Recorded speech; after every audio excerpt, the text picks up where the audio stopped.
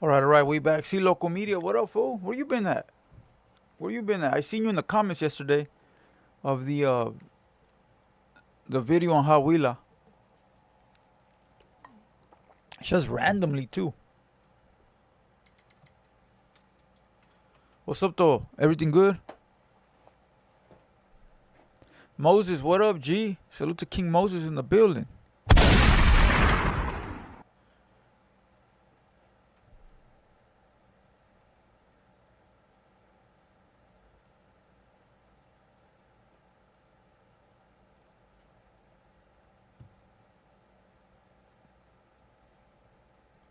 Hey, anybody gonna buy that iPhone flip phone when it comes? The iPhone foldable?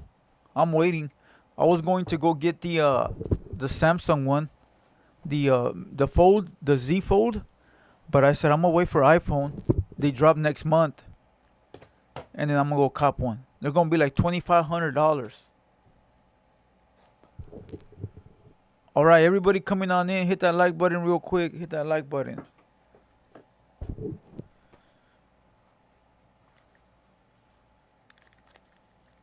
Manny Garcia in the building.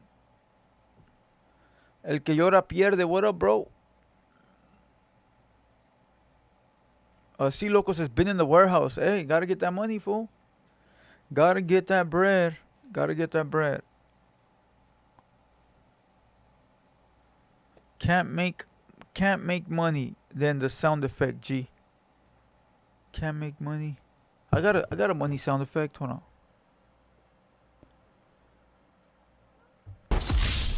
Oh no, that's wasted.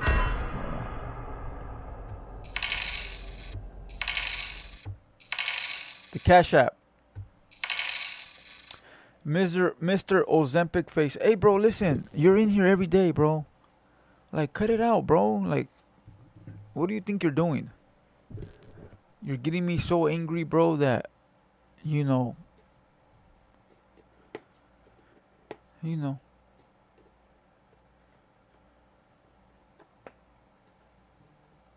Saluta Dodgers 213.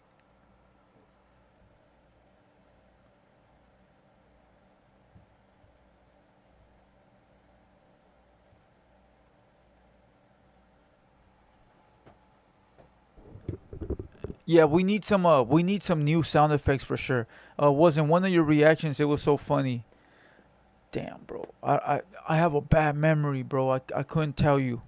I have a real bad memory. Oh yeah, I can't make money. Oh yeah. I know what you're talking about. I know what you're talking about. It was this one. Watch.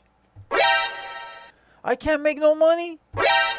Yeah. There you go. There you go. There you go. There you go.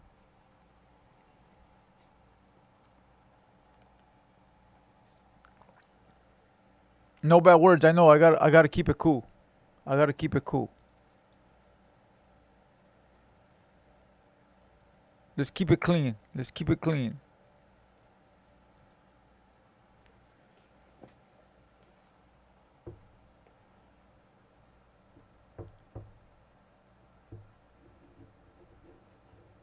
Sticky bombs.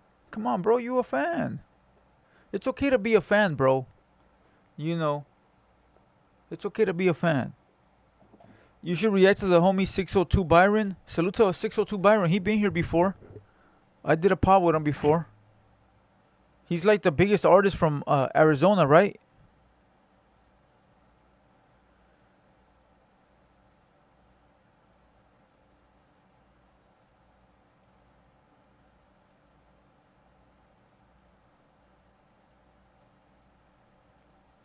This is who's coming tomorrow.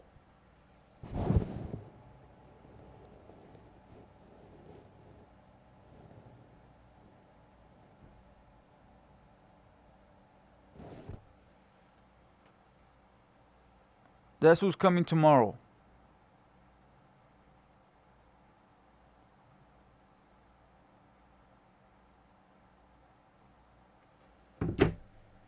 Boom.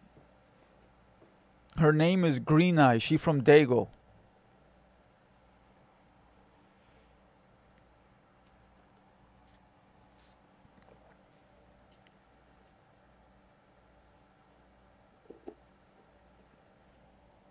What's the topic? There's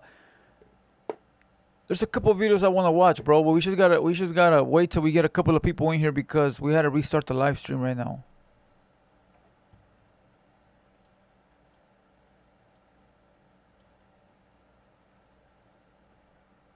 Let me see.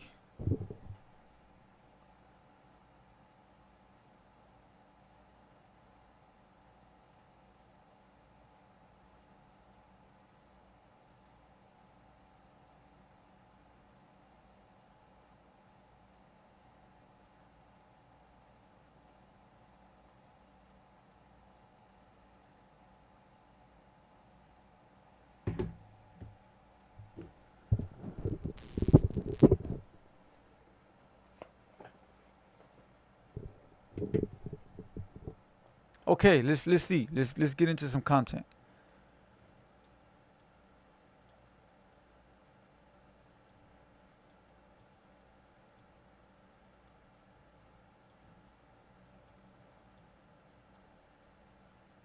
Let's go Crazy Hood Media. Let's see what Crazy Hood Media got going on. We'll go from there. The Tampax starter kit comes with a how to insert wrapper and step-by-step instructions. Tampax. Go ahead and extend those legs nice and long up towards the ceiling. Oh, Lacey, let's go ahead and reach those legs nice. But a shout out to the Norteños that watch the podcast and support the platform, because a lot of them reached out. And I never really wanted to get him on the podcast because I just wasn't a fan of his music, you know? And so I didn't really know what we were going to do. And so sometimes I think about it and I'm like, well, is this the reason why this homie, the 6'4", 300-pound homie from Orange is going in on me, bro, because I never got him on the podcast?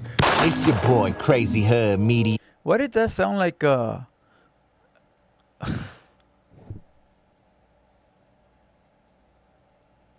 it sounds like I'm hating. I'm gonna be quiet, bro. I'm gonna be quiet. It always seems like it's someone else's fault. I'm gonna be quiet. You're back at it with the new video. This time, we're gonna talk about Lucky from Hoodstocks, back on the YouTube streets, and he's back with the new live for the first time actually since the fire happened not too long ago. They got a new spot, new location, downtown LA. They're still getting it set up, but Lucky from Hoodstocks, he didn't hesitate to jump straight into it. And it's crazy because on his first night back, he ended up beating his own record. I think he had over 2,000 live watchers. So everybody and their mama was definitely tuned in and they wanted to hear what Lucky had to say. Like I said, this was one of his most viewed lives that I've seen. So it was dope to see that he was able to jump right back into it. Hold on, somebody in the chat named Joker said, bro, you don't have beef with OC rappers. You're weird.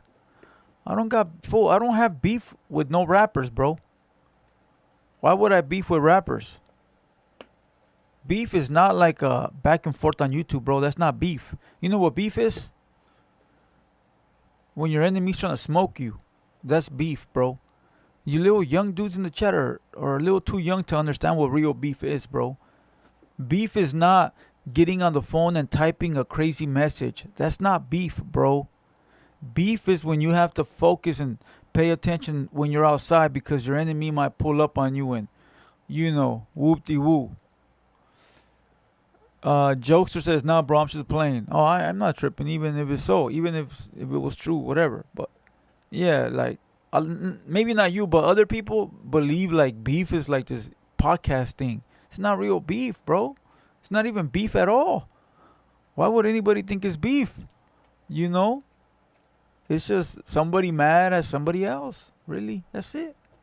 And give us that content. He talked about what up, bro? Raider. He talked about the fire. But on this one, we're going to react to Lucky from Hoodstocks, Sureño podcaster, giving a shout out to the Norteños. And then we're going to get into him finally addressing his beef with the OC rapper, OC Creep. I think that's his name, right? O Creep. I guess he's an old school Chicano rapper that got into it with Lucky from Hoodstocks. He's from the OC. He's a big vato too. Lucky said he was like 6'5", 6'4", and he was going back and forth with that fool online for a minute too. We got respect, dog. We need to go ask around about Orange White or Cypress Street if you don't know some shit trying to diss my hood, talking about Orange is soft, and trying to diss Orange County, that Orange County's soft. bitch. But the only thing that softens is gonna be your gums.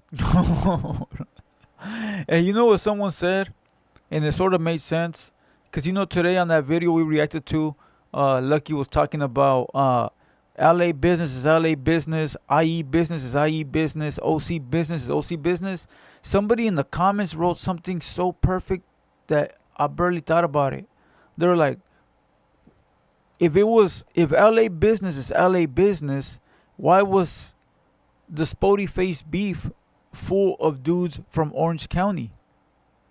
That's LA business. You got a LA Crip and a LA Mexican. Why would there be Orange County reinforcements there if it's LA? So it's only when it's convenient.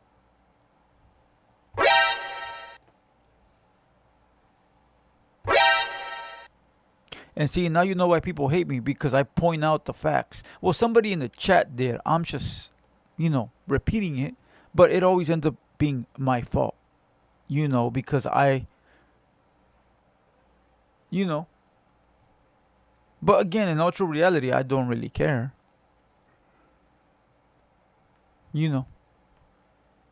Let's continue. To knock your teeth out of. And his DMs, he's going around telling me that he's gonna get cats from Orange County and to get at me and do some that my rep's trash and all this shit. You don't know about my rep. And he was told already that my was legit, dog. And that's why ain't nobody trying to step in the place, especially from my area, to come see me. If you actually thought Orange County. Baby Blue Dramatic in the building, the Orange County General. If you guys watched my last video, I gave him a shout out at the end. All right, so if you guys haven't seen it, hey, we got 200 people in here and 33 likes. Double tap your screen. Get these likes up. Come on. Come on, get these likes up. Double tap your screen. Double tap your screen. And if you guys haven't went to go watch my last video, I gave Baby Blue Dramatic a shout out at the end. I said that this whole beef is his fault. He a general from Orange County. He could have put an end to this beef and he didn't. So blame Baby Blue Dramatic. Weak, you thought Orange was weak. Should have said something from the beginning. And net banging on me like I was lame. Got it all, the homie. You crossed the real gangster. None of the social media mother. He's over there, oh, well, I pieced it together. I know who you are. You're this rapper, this and that. I'm a gangster first and foremost. That rapping shit, I don't give a about.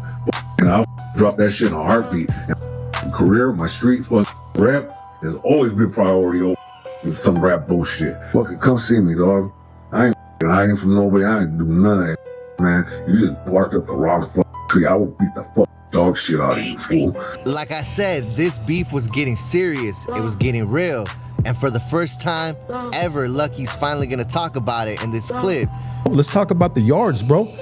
When it's OC business, LA dudes ain't involved in that shit. OC handles their business. When it's IE business, IE handles their business. When it's LA business, LA handles their business. Why did I have a dude, an OG from Orange County in the comment section pumping it up, talking about if I was an older homie, you gotta take that fade. You gotta do this. You got. Okay, we're going based off of that then, right? So basically what he's saying is you're not a real one if you're in there pumping it up when it's not your business. So then when Hawila posts me, right, and you got all the dudes in the comments from all over different counties pumping it up, they not real ones? They real quick, they not real ones? Well, good to know. Good to know. Good to know, bro. Because those comments are full of dudes from OC, LA, IE, out of state, upstate. So there, you guys heard it first, wherever the camera's at. You guys heard it first. If you in there pumping it up when it ain't your business about your county, you're a lame.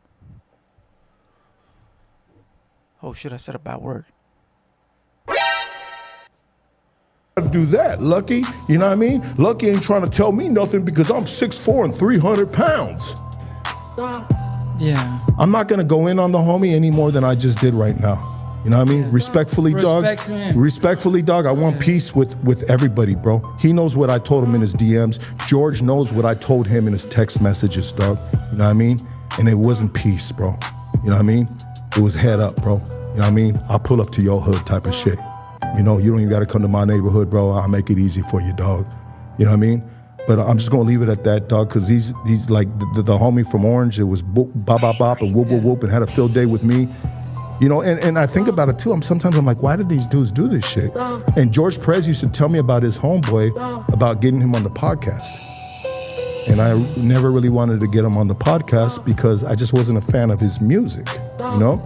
And so I didn't really know what we were gonna do. Ray Salas, So what up, bro? sometimes I think about it, and I'm like, well, is this the reason why this homie, this 6'4", 300-pound homie from Orange is going in? Hey, he keeps saying that. You know, he keeps repeating that. He's repeated it like 10 times, bro. 6 foot, 300-pound. I think he's intimidated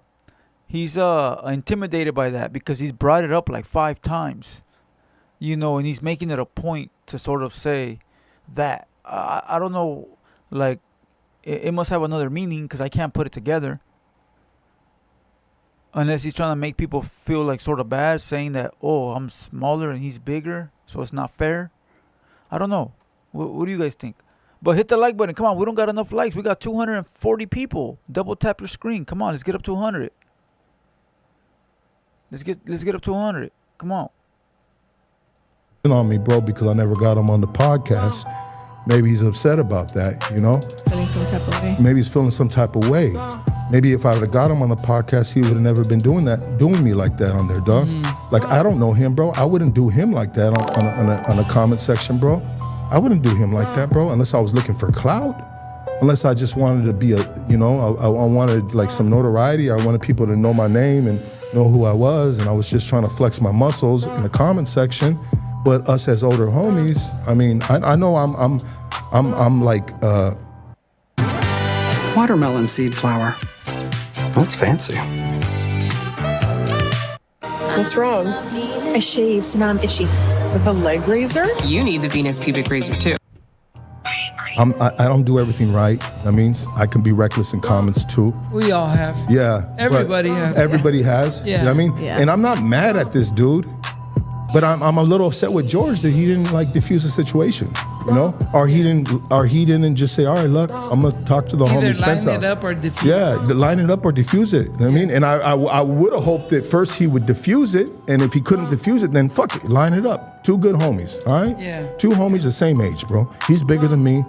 You know what I mean? But I'd rather get my ass beat by a bigger dude than a little dude. You know what I mean? So I'm more game to go fight the bigger dude. You know what I mean? Yeah. You know, to be honest. I mean, well, most people know if they follow the pod, we show a lot of love to the homies from OC. Those are my number one. Those are my number one boys, we bro. always have them here. My boys You know from what I mean? my boys from Orange County, Yeah. bro, held me down on the streets, bro. We in the streets of LA. We in the streets of IE. We in the streets of everywhere. Who's with me? Orange County, bro. Yeah, facts. Straight up, dog. So it's hard You know to what I mean? like make it into And that's just because we gravitated towards each other. We But just you guys fuck with are each other. It always could have been been anybody else. Yeah. But it just happened to be homies from Orange County. Yeah. That we ended up just like kind of clicking. You know what I mean? But I think it's kind of hard to make it into It's not an area thing. LAOC. No, it's not. When we have people with us all the time from Orange County. Right? You know what I mean? So it's not, it's Like, 100% we might not. have more Orange County with us than LA Most of the time. at any time. Most of the time, You know? straight up. Yeah. Them boys come out, bro, and they support and they show mad love and they solid ass homies, bro. Salute to the homies from And Orange County is not close by. Shout out to It's not just around the Tustin. corner. Shout out to Anaheim. You know what I mean? Me and my boy Menace, we having little problems right now, but he's still my brother. You know what I mean? I don't know about that one, to be truthfully honest. You know, not to get in the middle of them, but I had a long conversation with the guy he's talking about right now. And the guy's cool. You know, we all know that he had a little issue with me. And we talked on the phone. We chopped it up, you know, for a little bit. And it's hard to see that one come back together. You know, I don't know if they will. Maybe so though, because the internet is weird nowadays. But I don't see it. You know, but again, you never know. You know, maybe things do get fixed. Hopefully they do. You know, you don't want people arguing or fighting on the internet. So hopefully they figure it out. You know, but from what I heard on the phone, holy shnikes, you've got mail. Everybody has brothers problems, fight. bro. We've had problems. La Habra, bro. Me and you had problems. Yeah, we've had problems. Me and Casey got a problem right now. Yeah, but I'm saying like, Damn, all them problems. What is the common denominator? Brothers fight. problems. Yeah. Brothers fight, bro. Yeah, people have problems. Bro. We have problems, bro. But it doesn't make it to where homies ain't good with each other. You know what I mean? And it's not a area thing. Like if somebody from here or there get into a misunderstanding, it's not. None of us are bigger than the program, bro. Nah, bro. And none of us are trying to be. No, never, bro. Facts. Never. Yeah. Just like the Anything, bro. just like Anything. like the OG said about like when I said about fools going on no jumper. Yeah. Hit the like button. He Come said on, the double OG tap the from out of screen. here said Lucky wasn't trying to be a shot caller. No, of course not. He was just trying to like say, hey, like if you go on no jumper, you're not gonna be on the hood stocks. You know what I mean? Simple as that. But I mean, also that's too, easy because it's your platform. Yeah, and also So- too, it doesn't do raza, it doesn't do Chicanos, it doesn't do homies. Like, there's got to be a point in time where we gotta like, regardless of what you're trying to sell, bro. If you're selling Tupperware, if you're selling a single to a rap song, bro, you know what I mean? You gotta have integrity, bro, and you gotta know where like not all money is good money. So if Creep wanted to go to your platform and you didn't accept him, right? And he can't go to no jumper, where does he go? Because he don't go to no jumper because the homie said it's not good to go there, but then he can't go to yours either?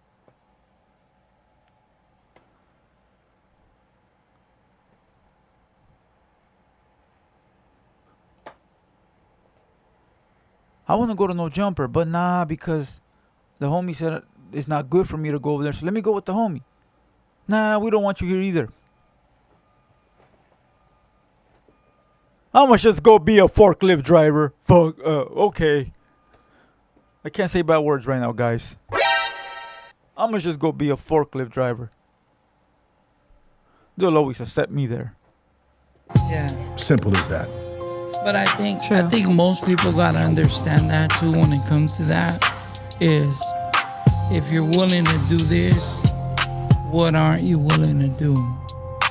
You know, and sometimes it just is what it is. Hold on. You got somebody in the chat saying I just found it. You know, we got a little crybaby. Paisa Blue. Well, let's dissect your comment. Paisa. So you're probably a Chicano, right? No, let me read it. You're probably a Chicano. So your mama is a Paisa. So is your daddy. And if not, then you probably think you're white. Okay, you're white. Okay? So you're not raza. Or you're black. You're not raza? Okay, whatever. It says, always dissecting what he shouldn't. Really? What makes them so holy that I shouldn't dissect this video? Are they your leaders? Are they your heroes? Are they your captains? Are they your bosses? Or are you intimidated by other men? And because you're afraid, you think everyone else should be afraid? I'm a man, bro. I'm a man. I'm not intimidated or afraid of anybody that bleeds red just like me. I ain't doing nothing disrespectful. I'm watching a video they made public for the world to see. Now, I'm going to go ahead and react to a video that they made public for me to watch. They make that video for me. I'm a consumer. They made that video for me, for you, for you. They made it for everybody. The minute they hit public, they said it's for the world. So now I'm watching it, and I'm smart enough to say, let me watch it and make some money off of it. So that's what I'm doing, right? All right, cool. That's what I'm doing. So what do you mean I shouldn't be dissecting it? You're mad because I'm literally dissecting a video that's exposing the people you believe in. Don't be mad at me. Go be mad at the people that are fooling you. They're not fooling me. And truthfully, I don't even care. Like, I don't even care. You know? So again, go be mad at your heroes, not me. All right, let's continue. Is, bro. You know? Look at the homie. The homie said Del High. What is it, Santana? I can't see it, bro. Hit the like button. Come on. Double tap Del the High screen. in the casa. I mean, Salute. that's a Salute big Del hood. High. That's a big hood in Orange, right? Let's take a break? Yeah, let's take a break. Do you know how to go to those, El Brujo says, you make yourself look insecure. Really? By what? Reacting to a video? I make myself look insecure? If I was insecure, I would dodge these type of videos because, you know, I'm insecure and I'm like, oh man, I'm scared and I don't care, bro. Tomorrow I'll be reacting to a C-Mac video. 5-5 crib.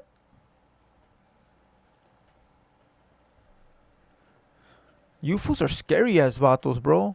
Scary ass vatos. Don't talk about this guy because he's a real gangster. He might come get me at nighttime when I'm asleep in my bed. El cucuy. Chato miedoso, güey. No, I say you scary ass fools, bro. You guys are gang members? You guys are cholos? You guys are from gangs? I never knew a dude that's from a gang that's afraid. You're from a gang, bro? You got a gun? You got a rap sheet? And you're afraid to make a video on another guy, but you from a gang? What gang are you from? Los Miedosos 15. Damn, I never knew that gang existed, bro. Hey, it's crazy.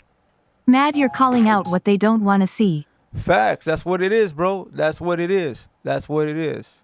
You know, that's all it is, bro. The ads. ads? Yeah, let's go to ads. Let's take a break, guys. We'll be right back. Maybe we'll open some phone lines. So let's talk some more. We got 1,000 people right here. We love you guys so much. Thank you. We're back. Hood Stocks is back, baby. You know what I mean? Hold on. The homie says, I came to the conclusion that no matter what it is, it's Blue Devil's fault. Facts, bro. You know why? Somebody can make a video about them right now and like literally call them worser things or like crazy things, right? But because they don't have a face to it, nobody cares. But because I have a face to it, it all becomes my fault. And I'm not even saying anything bad. I've never disrespected this guy, bro. I've just gave my opinion and, you know, like dissected the video. But I've never said F this guy or maybe once.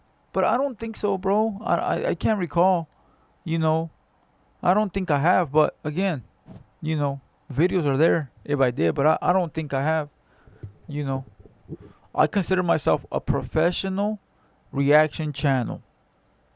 So there you go. Lucky from Hood Stocks finally addressed his beef with the OC rapper, and he said this is the last time he's gonna do it. And it's crazy because he said he doesn't even know where the beef came from. Lucky from Hood Stocks said that allegedly back in the day, that Chicano rapper that he's beefing with now, he wanted to get on the podcast. That's what Lucky's saying, allegedly, right? And he said that he wasn't feeling the music, so he couldn't figure something out on how to have him on the platform, and that's the only thing that he could think of why he even has a problem with him, because it's really catching him out of left field, because he has a lot of homies in the OC, a lot of homies in that area.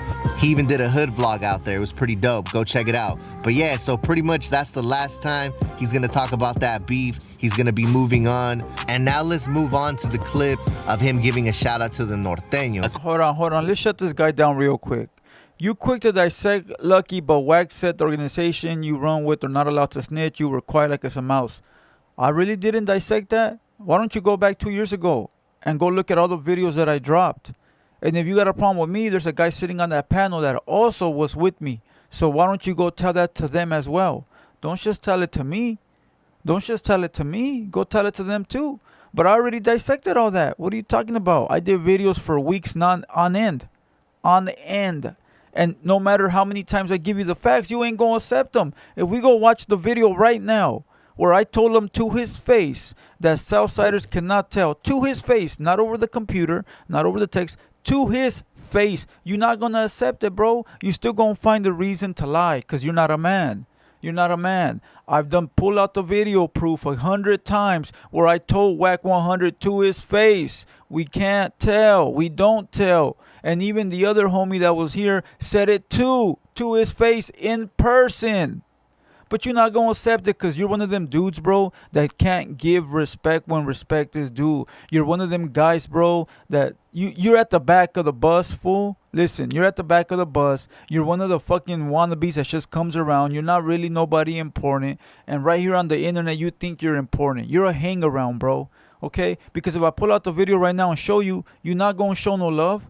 You're gonna continue with your life. But. Yeah, you're one of them, bro. So again, the video is there. Go look for it. Go look for it.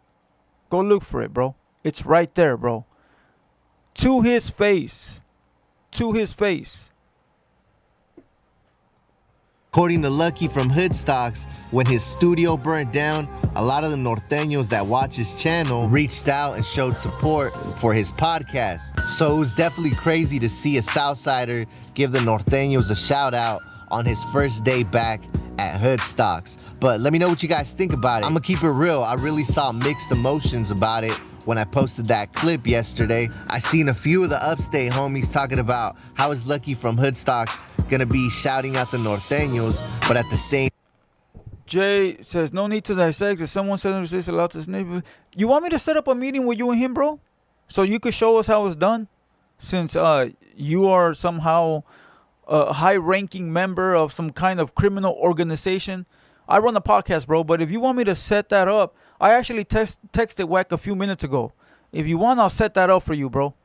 You know, I'll set that up for you. You let me know, bro. And then that way, you could hire me as a cameraman. I'll come along and I'll film you, and you could show us exactly how it's done, bro. Since you're like this big, bad gang leader. As a matter of fact, I won't even charge you for the camera time. I'll hire myself for free. And I'll set that up with you. How about that? That way you could teach us all a lesson, bro. time beefing with the homie from Orange County. There was even rumors of Lucky from Hoodstocks wanting to bring on a norteño on his podcast. He would be the first real sureño to ever do that, and I can't lie, that would go viral. But I'm gonna keep it real, that has to be cap, because the only northerner or norteño I can see going on his podcast would probably be Gold-Toes. But the beef between the norteños and the sureños upstate is definitely still heavy. So I've seen a lot of fools talking about that if Lucky goes upstate, he won't get that same kind of love. Plus, they're still dissing in the music. But it's obvious that Lucky ain't scared. He's pulled up to Northern Cali before, and he obviously don't have no beef with the norteños either at the same time. Everybody remembers that infamous video of Lucky from Hoods. Crazy Hood Media, you are officially correctly wrong. Does that even make sense? You're officially wrong. You said this fool does not have beef with norteños. Yes, he does. Yes, he does. If one homie has beef, they all have beef. Stocks pulling up to Merced, pulling up to Norteño territory to respectfully shoot a quick burpee video when he was up in the area. What's up, my G's? Hey, This was how you be texting the dude that this in your hood though? That's because you fools believe everything you see. That's why I've been told you a long time ago. You fucking guys are slow, bro. Slow. The internet is fake. The internet is fake. You guys keep believing everything. See, you believe what I just said. Tell me to prove it, bro. Tell me, instead of running with this, tell me to prove it. Fool, if I tell you that your jefas in the other room on all fours with her ass in the air, are you going to believe that one too? Or that one can't be true? Fool, I just made you believe I text Whack 100. I just made you believe that, bro. Do you see how gullible you are, bro? You see como te tragas todo, güey? Te tragas cada pulgada, güey. Te la tragas, güey. Te la tragas, güey. You already went to go tell 10 homies, fool. You already ran to this fucking internet, other YouTube channel. I just heard Blue Devil text Whack 100. Fool.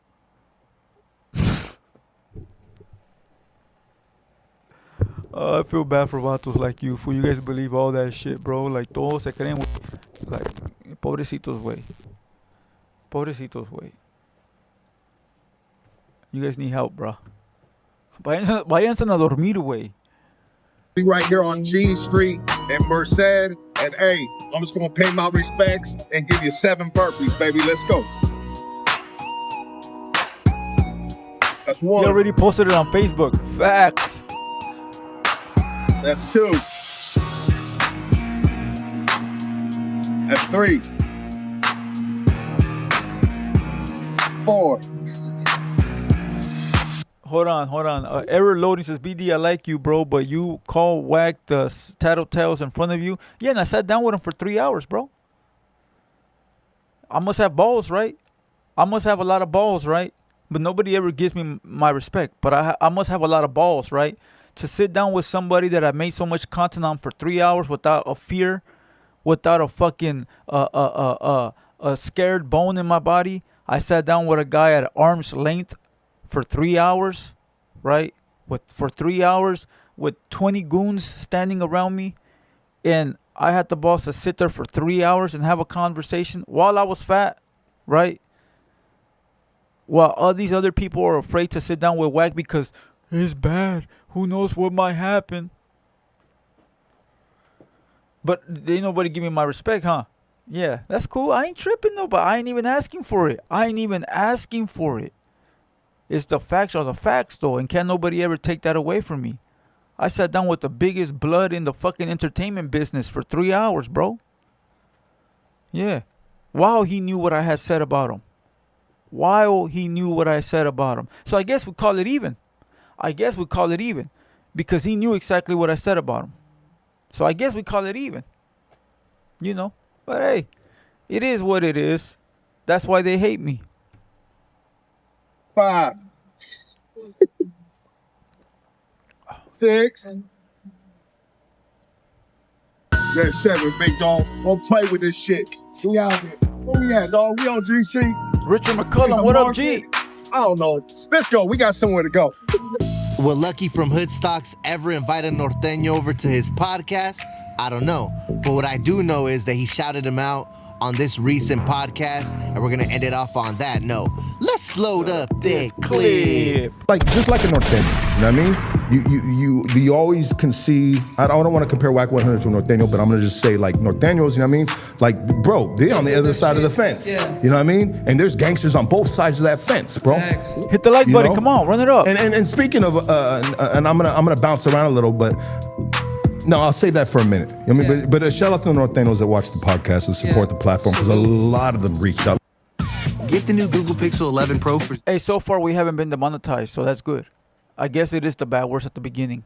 No more crashing out the first 20, 30 minutes, you know. I don't know why it smells like gas. You know when you leave the stove running, but there's no gas here.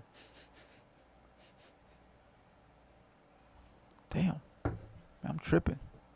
Salute to everybody, bro. Hit the like button. Salute to everybody. Hit that like button. Subscribe to the platform. We got 300 in the building. Double tap your screen. Much love. Believe me, when I respond to these comments, bro, I don't get mad. You know, I'm just, doing my job as an entertainer. I could really care less. Nah, not like a fart gas, fool. Like gas, like stove gas. You know. But hey, listen, once again, salute to Hoodstocks. You know, they're doing their thing, bro. Can't hate on it. Can't hate on them. It's just content. That's all it is. It's just content.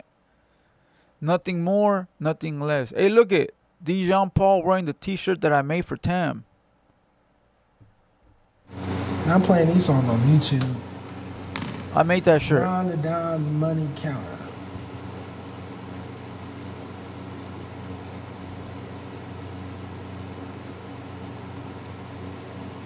This fool says, you live around Verdugo? Nah, I don't live in the Dino, bro. Salute to the Dino. You know, treacherous out here. But nah, I don't live in the Dino. I live far away, bro. I live like an hour west. No, an hour east. I live up that way. Passing like Ukaipa and shit.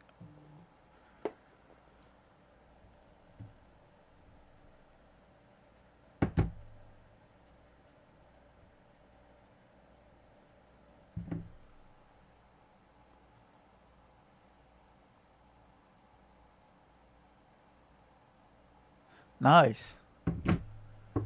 Okay, King Moses says, are you trying to pull off some stunt and blow up your building and collect insurance? Oh, man.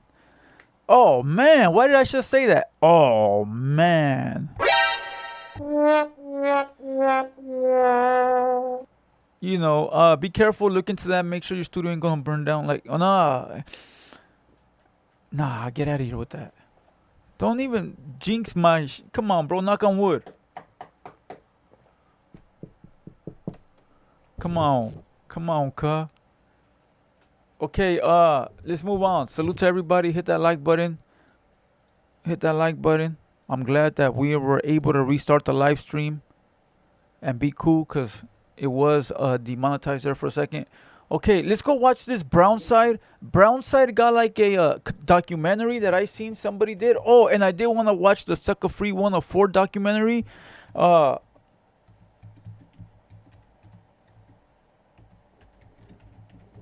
I didn't watch it, but I did see it because someone clipped it at the end and they have posted my thumbnail on the Sucker Free 104 documentary. And that means a lot to me. As a matter of fact, let's go look for that piece first. Okay? Only because that shows you our impact in the game. Okay? Sucker Free 104 Linux.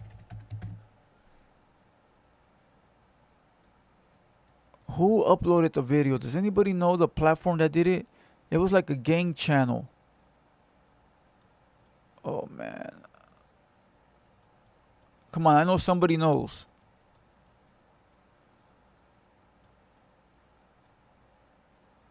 Let's just type in Sucker Free 104.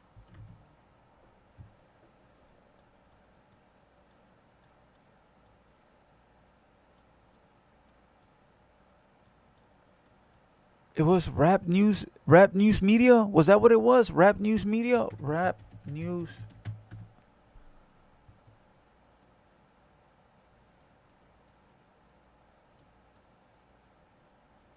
Damn, I don't know who was it. Cali Hood News? Cali Hood News? Rap Street News Politic. Thank you, bro. Rap News. Rap Street Politics. There it is, right there. Boom. Dare to be the leader. Okay, we're gonna come back and watch it. I'm gonna just pull up the thumbnail at the end. El Pistola said I seen it. Is it good? Okay, hold on. Oh, there it is right there. Look at this. Look at this. Look at this. Look at this. In this neighborhood, specifically around Sucker Free, having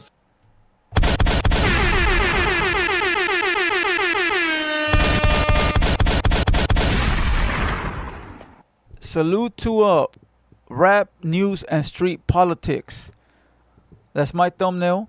That's the TheHaterWorld building, and yeah, that's a clip we did because I think there's only like one platform that did an interview with Sucker Free, and I know we're one of them, and the other one, I don't think nobody else did an interview with him, bro.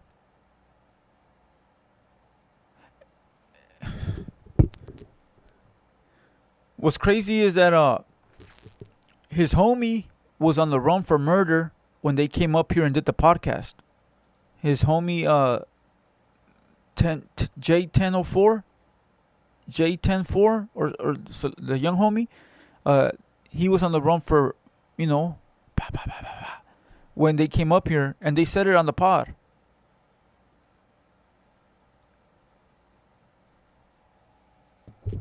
Sucker Free was a cool dude, bro. But we'll get to that video. I just wanted to show you guys this because I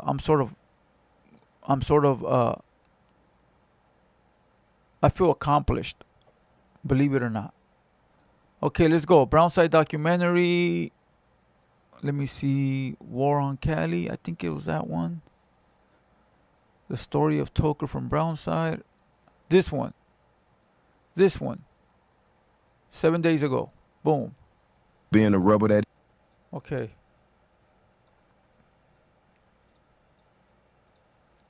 Boom. Okay, real quick. Let's reset the stream real quick. I don't mean reset like exit. I mean like tell you guys to hit the like, hit the subscribe. Where we at? We got 130 likes. Let's get to 150. All right. 150. Let me read some comments real quick. Let me read some comments, and then we'll get to this. We'll get to the Sucker Free 104, and then we'll browse the internet for some more content to react to live. And if anybody wants to watch this in full screen, go over to Twitch. We are live on Twitch. That way you can watch it in full screen. All right. And once again, for those that were not here earlier, Trap Boy is off federal parole, and he wants to make a comeback. So as a matter of fact, let's make a poll. Let's make a poll. Should Trap Boy come back? You know what I got that fool saved under? Oh, man. Look at this shit.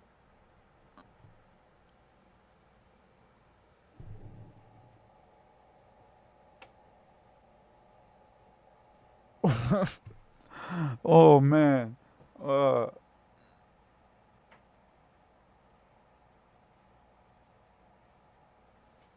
Okay, hold on. Let's make a poll. Create a poll. Start a poll.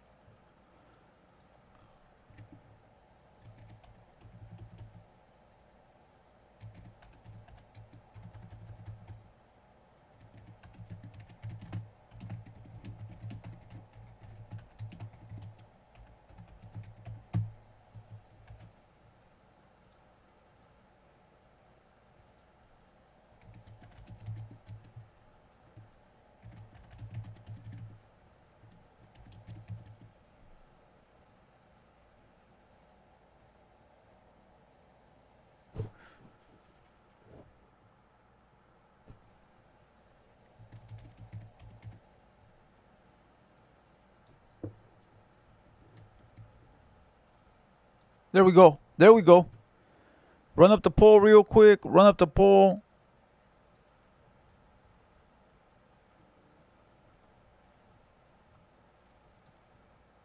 Run up the poll.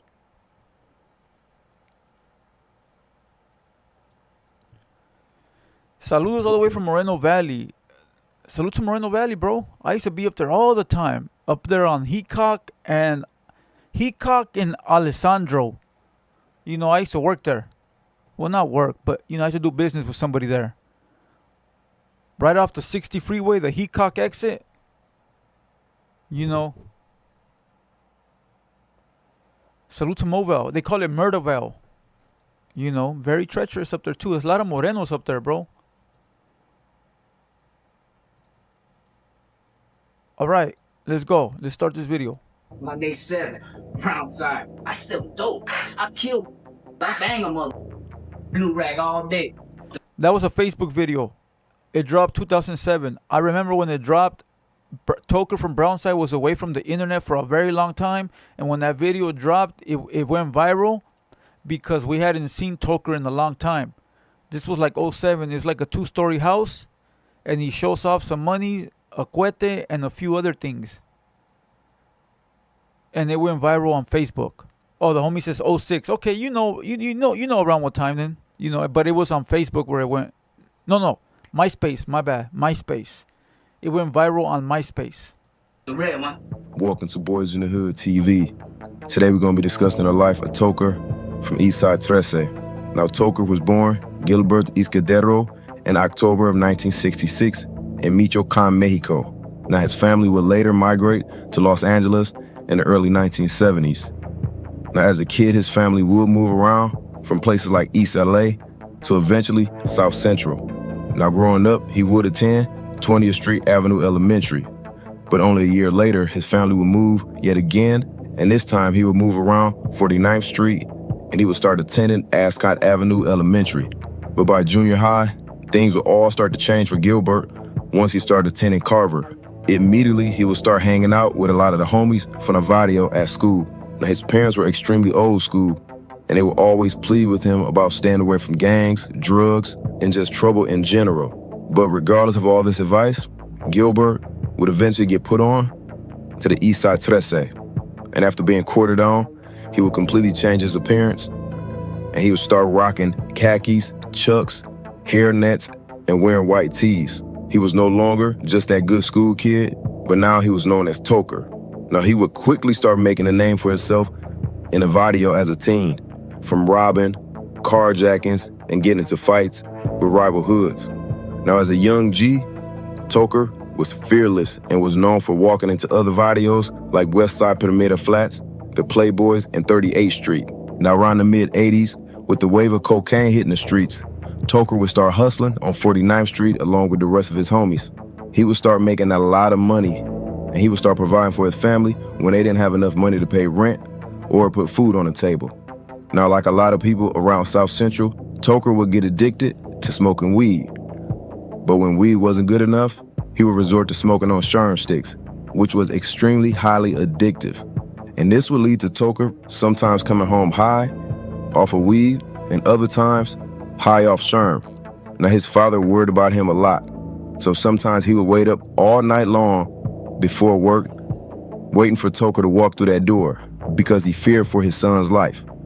Now Toker's gang banging activity, he would find... I remember when Eastside 13 was in San Bernardino in the IE, bro. I remember when they moved to the IE. They're making a lot of noise over here because they were recruiting a lot of dudes from the IE. They were recruiting them into Eastside 13. And now you had like a whole like section of San Bernardino that had dudes that were getting jumped into Eastside 13. They never claimed San Bernardino, but they had a whole San Bernardino section, if that makes any sense. You know, they never claimed the IE. There's other gangs that move down here and they'll claim IE, you know, not too many, but there's a few. And you know, they'll claim IE. It'll be an LA gang that'll move down to the IE.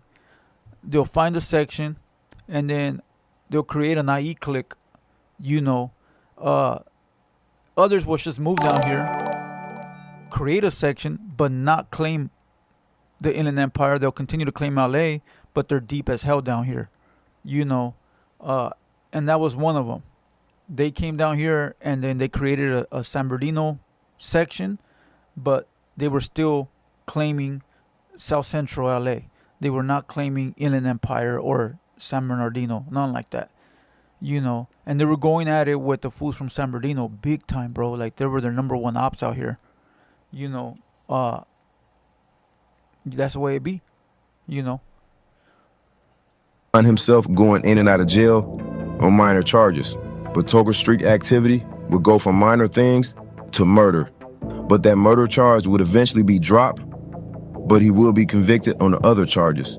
Now, because he was still a teen at the time, he would be sent to Camp Glen Rocky in San Dimas for the next 2.5 years. Now, once released back on the street, Toker will receive a court order that he was not allowed to be back in LA County for nearly 5 years. But being the rebel that he was, Toker didn't care. But bro, I knew a girl, right, that I was, you know, chilling with or whatever, and her brothers were from San Bernardino, and the girl would tell me, fool, that they would have to sleep on the floor at night because these fool, like, you know, certain people that didn't like them would pull up and light them up, you know. But it wasn't a single-sided thing. It went both ways, you know. But this girl used to tell me that they would have to sleep on the floor, bro. She goes, we have to sleep on the floor because, you know, they'll have gunfire outside and, you know, the whole shit will get sprayed. But again, it goes both ways, you know, vice versa. His home life was now completely different because his auntie would take custody of him. But the very same day that he wanted to go visit his family, he would find out that his family had been evicted from their home because they could not afford to pay their rent. And this would piss Toker off, so his plan was to hit the block and start slinging dope so that eventually he could save up to buy his parents a house. Now, after talking to his mother and his brother and sister, his father would walk outside. Toker would notice that his father's eye was swollen shut. So Toker would ask his pops what happened, and his father would tell him that he was hit with a bottle while playing pool down at the local pool hall. So he would call up his homies Spooky and Joker. He would have his father drive him down to that pool hall. Now, once they reached the pool hall, they would find the same man who attacked his father, put his arm in the door. He would close the door hard, smashing and breaking the guy's arm. Now, after smashing his arm, Toker would then take a beer bottle and smash it on the dude's face. Now, eventually, Toker would hit the block and began helping his family get back on their feet. Now by the 90s, gang banging had reached its peak, and Toker was still frontlining it, representing Eastside 13. Now Toker will almost lose his life one day while out on the block on 49th Street. As Toker stood outside, working on his cutlass, with the hood popped up, a car would slowly come down the block, and out of nowhere, it would start dumping. Triple coated, seasoned to perfection. I can tell you got beat energy. Break up with drive-through. This is so much more than a refrigerator. It's a space-saving magician. LG refrigerators, so much more. Everybody that was outside would take off running, but Toker had nowhere to run because he was trapped on both left and right side. So in that moment, he stood there and he would make peace with God that this was about to be his last day right here on earth. But within seconds, his homies would come running outside, shooting at the car, and in the process, the car would take off, flying down 49th Street. Now, once the smoke cleared... I'm not gonna lie to you. A few times, but one time I recall, I almost got done up dirty like that. And it's crazy because I told my nephew the story the other day. Like, he'll always ask me, my nephew, he'll ask me, like, to tell him stories. I go, fool, you're 15, 16, bro. I'm not trying to, like, fill your head with these stories because, you know, young kids, they think it's cool, bro. You know, and if you start telling these young kids stories young, they're going to want to be like you or be better than you or get these ideas in their head. So I never tell my nephews any type of like stories of my life, right? And they'll ask me and I just won't. But the other day we were passing through a spot where I grew up at, and then it slipped out, bro. I was like, I almost got smoked right here. And he asked me to tell him the story, and I told him the story, you know. And I didn't like telling him the story, you know. I didn't like telling him the story, but basically the story was we used to live in a dead end, right? And there were some apartments next to the dead end, and cars used to come through the apartments, right, and leave. But that one day that a car came through the apartments, we were beefing with a certain gang that was right across the street. You know, they were like literally, we were over here on this side of the street, they were across the street. And as this car is coming out the exit, I thought it was my homeboys. I'm walking up to the car. The dude ends up being my op, pulls out a gun straight at my head, and I'm thinking it's over. And for some weird fucking unknown reason, at the same time this is happening, my homeboys are pulling up. Literally pulling up. Like they were hitting the corner, bro. And they pull up right behind the car. All doors fly open, and the car just took off right in front of me. I go, man, if these motherfuckers didn't come at this time, bro, like at this exact time, if these fools wouldn't have pulled up, I would have been dead meat out there, bro. I would have been laid out flat. And the reason I had walked up to that car is because I was waiting for some homeboys to pull up. I thought that was them. And I was butt naked that day, bro. Like literally had nothing on me. And for some reason, bro, if they wouldn't have pulled up at that exact time, bro, I would have been laid out flat. I would have been laid out flat. And you know what? One of the dudes that was in that car is my homeboy Silent that's always in the chat. Next time he comes in the chat, I'll ask him, see if he remembers. You know, salute to Silent. Salute to Silent, the violent. You know. Man. Yeah. Sayonara, Blue Devil. Toker's car had been shot up and riddled with bullets. Now Toker could be seen falling onto the ground, and his homies would come rushing to his side, believing that he had been shot. But by the grace of God, not one bullet touched him. Now after this incident, Toker will always remind himself to never be caught slipping ever again, even while in his own hood. Now Toker's younger brother, known as Felon, would bring one of his best friends named Chucky around, who he went to high school with. Now Chucky wasn't from the hood, but Felon would tell Toker how Chucky had his back. Now Toker would take a liking to him, but Chucky wanted to get put on to Eastside 13. But Toker was against Chucky being put on to the hood, but against his wishes, Chucky would get put on to the hood. And immediately, he would start putting in work and building up a reputation. And Toker would notice how wild Chucky was in the street. Baby Blue Dramatic said it wasn't your time. The same people that did that to me that night, 2 other times, bro, they almost caught me. We're not gonna talk about them right now, but two other times, bro, and they failed all 3 times. You know, because they lived across the street. Like, we're literally full, like 10, 15 steps, and you're in their projects. You know, but yeah, like 2 other times, bro, they almost caught me, and that's the same shit, similar. You know, but maybe we'll talk about it later. But yeah, you're right. It just wasn't my time. Streets, he would give Chucky the nickname Danger. Now, it wouldn't be too long after this that the Eastside 13 would carve out a block in the San Bernardino area on 13th Street and Baseline Avenue. And immediately, once they took over this section, they would make enemies with the Verdugo gangsters and the Colton 13. Now, although Toker was still banging and hustling in the streets, he had other aspirations, which was gangster rap. Now, there were a lot of Chicanos who started getting into the rap scene, and they were making a lot of money, and Toker saw this as an opportunity to make some legit bread. Hold on, Jesus says, you ain't no gangster, you're soft. Facts. I never said I was gangster. See, this is when people say, oh, you're trying to act like something you're not. I'm telling you, I'm not a gangster, bro. So you're right. I'm not. I never said I was. Don't be mad at my life stories. They're my stories. You got your own. I mean, if your story, you know, is like you falling and tripping on the rock and then busting your head open and your mom coming outside and saving you, then that's your story, bro. If your story is getting kidnapped by the neighbor and him putting a carrot up your ass, that's your story, bro. You don't have to believe my stories. You know, if your dad molested you when you were 10, that's your story. My stories are mine. Whether you like them or not, or you believe them or not, don't matter to me. I lived it. And anybody that knows me in real life will vouch for my stories. Now, again, if you got molested by the neighbor at 10, that's your story, bro. Don't be mad at me, G. Let's continue. Now, Toker, his brother Felon, Wicked, and Danger would decide to start a rap group. But before they could start laying down material, Toker's little brother, Felon, will be shot and killed in a shootout out in San Bernardino in 1992 at the age of 18. Now, this death will be heartbreaking to Toker and his family, but it will be met with violence and bloodshed. Now, hold on. Jesus says, I'll run up to slap you. You won't do shit.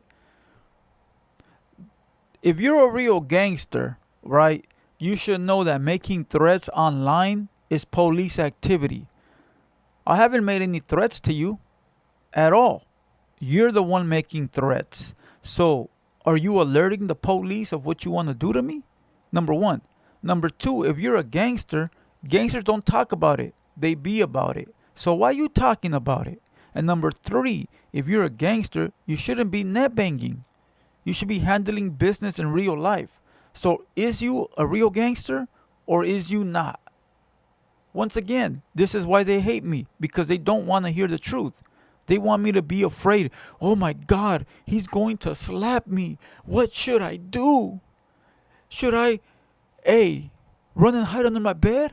Or B, call my friends for backup? Or C, move far away and never come back?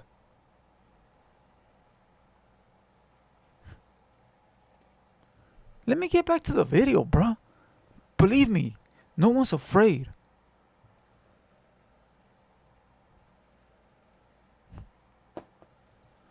Toker's other brother, named Lazy, will get immediate get back on his murder. And not long after, Lazy will be arrested and will be convicted of murder and will be sentenced to life in prison. Now, sometime later, Toker and his homies would start recording and put together a demo. Now, this demo would start being passed around the Vadios, and somehow it would land in the hands of Eazy-E. Now, once Eazy-E heard this tape, he would immediately have someone reach out to Toker and his homies so he can meet him. Now, after meeting Eazy-E around 1993, Brownside would sign to Ruthless Records.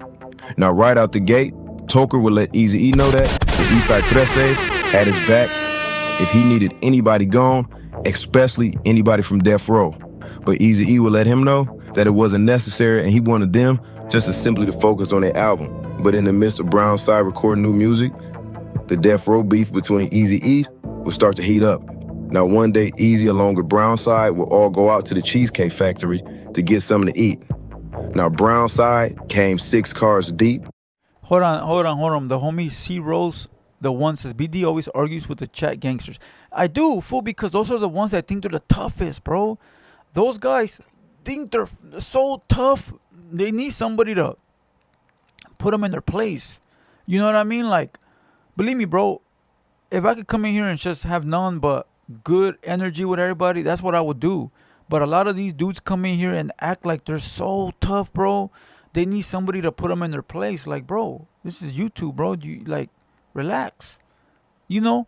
So that's what it is, bro. I just like to bring them back down to earth. Nothing more. And lowriders. Now while Eazy-E is getting his car valeted, he will be approached by 7 members of Death Row Records who came up talking crazy. Only seconds later, Toker and other members from Eastside 13 would start surrounding the Death Row members and pulling out straps. Oh, shit. Now ultimately, Death Row will cop pleas, and they will hop back in their cars and take off. Hold on, let me rewind that. What they say about Death Row? Now right out the gate, Toker would let Eazy-E know that the Eastside 13 had his back if he needed anybody gone, especially anybody from Death Row. But Eazy-E would let him know that it wasn't necessary and he wanted them just to simply to focus on their album. But in the midst of Brownside recording new music, the Death Row beef between Eazy-E would start to heat up. Now one day, Eazy along with Brownside will all go out to the Cheesecake Factory to get something to eat. Now Brownside came 6 cars deep and lowriders.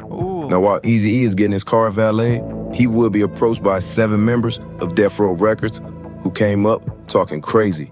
Only seconds later, Toker and other members from Eastside 13 would start surrounding the Death Row members and pulling out straps. Now ultimately, Death Row will cop pleas, and they will hop back in their cars and take off. Now eventually, Brownside will release their first single under Ruthless Records called Gang Related. Hey, that's dope to hear. Salute to Brownside, bro. Really with the business. The real Stocy. Salute to the homie that's over there on Twitch. What up? What up, bro? Hey, salute to Brownside, bro. Really with the business, homie. Making the homies look good. You know, making themselves look good. You know, really being about it. Not talking about it on the internet like the cholos that are on the podcast or whatever. You know. Nah, I wasn't Tupac. This was early on Death Row. This was like 92, 91 Death Row. Tupac wasn't over there yet. You gotta remember, this was before Eazy-E died. When did Eazy-E die? Hey Siri, when did Eazy-E die? Eazy-E died March 26, 1995 at age 30. 95. So this had to be prior to him passing, prior to Tupac being over there. So probably like 93, 92, somewhere probably around there. So yeah, Tupac wasn't there. You know.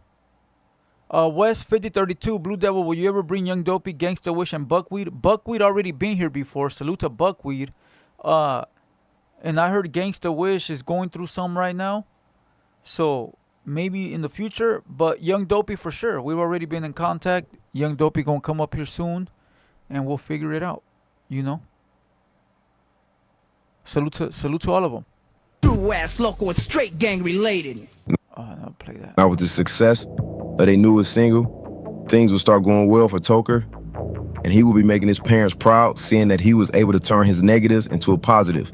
Not only was he seeing success with his music, but eventually his girlfriend will give birth to 2 daughters for him. Hey, hit the like button. But after all this success for Toker, by 1995, things will come to a halt in March when Eazy-E would pass away.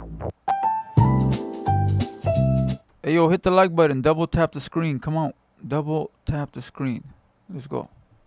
This would devastate Toker because Eazy-E had become one of his closest homeboys. Stoic. So with Eazy-E dead, Stoic. What up, Stoic? There was a lot of uncertainty with the future of Brownside. Oh, Richard McCullum. Now, several months later, in early October, Toker would be out with his homies at the Universal City Walk to go watch a movie. Now, while standing in line, they would notice Tupac, who had just signed to Death Row, hanging out with a few females.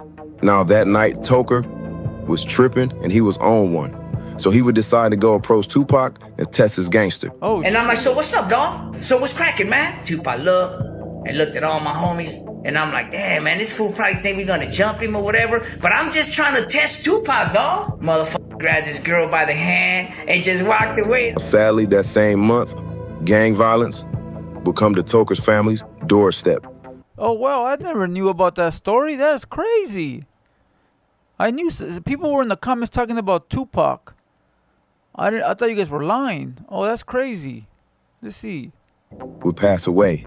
Now, this would devastate Toker because Eazy-E had become one of his closest homeboys. So with Eazy-E dead, there was a lot of uncertainty with the future of Brownside. Now, several months later, in early October, Toker would be out with his homies at the Universal City Walk to go watch a movie. Now, while standing in line, they would notice Tupac, who had just signed to Death Row, hanging out with a few females.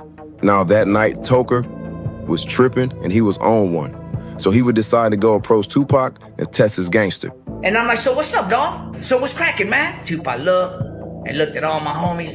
And I'm like, damn, man, this fool probably think we gonna jump him or whatever. But I'm just trying to test Tupac, dog. Motherfucker grabbed this girl by the hand and just walked away. Sadly, that same month, gang. Oh, wow, that's crazy. Man, how do you feel about that? I mean, I'm a big Tupac fan, but I'm also a big Toker fan. I'm not afraid to say I'm a Toker fan because he was a real one. Wow, that's crazy. But hey, I think okay, if you really want to break this down, let's see. Let's give it a small breakdown. Tupac was in Oakland prior to coming to LA, right?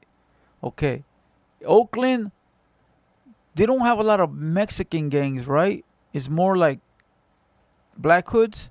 So maybe he wasn't used to like the whole Mexicans versus blacks, or like the Black hoods versus Mexicans. So maybe he was like confused on what to do or what was going on type ish, you know. But that's good though, because that's a fight we didn't need, or you know, an incident we didn't need. Two legends, bro. It would have been dope if they would have, you know, chopped it up and maybe came to a you know, work something out, maybe do some music together or something. And now that would have been dope.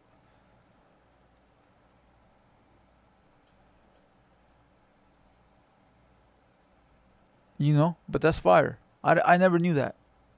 Violence would come to Toker's family's doorstep. On October 27th, 1995, Toker's family was preparing to have a party at their home located in Huntington Park. Now, they end up canceling this party, and they had planned on rescheduling it. So later that day, Toker's 11-year-old sister named Erica and his father named Antonio decided to decorate the house for Halloween. Now, at around 7 p.m., Erica and Antonio sat on the front porch as her brother Alex and her two friends from school were playing in the front yard. Now, as they sat outside, a black Nissan Maximum can be seen driving slowly near the house.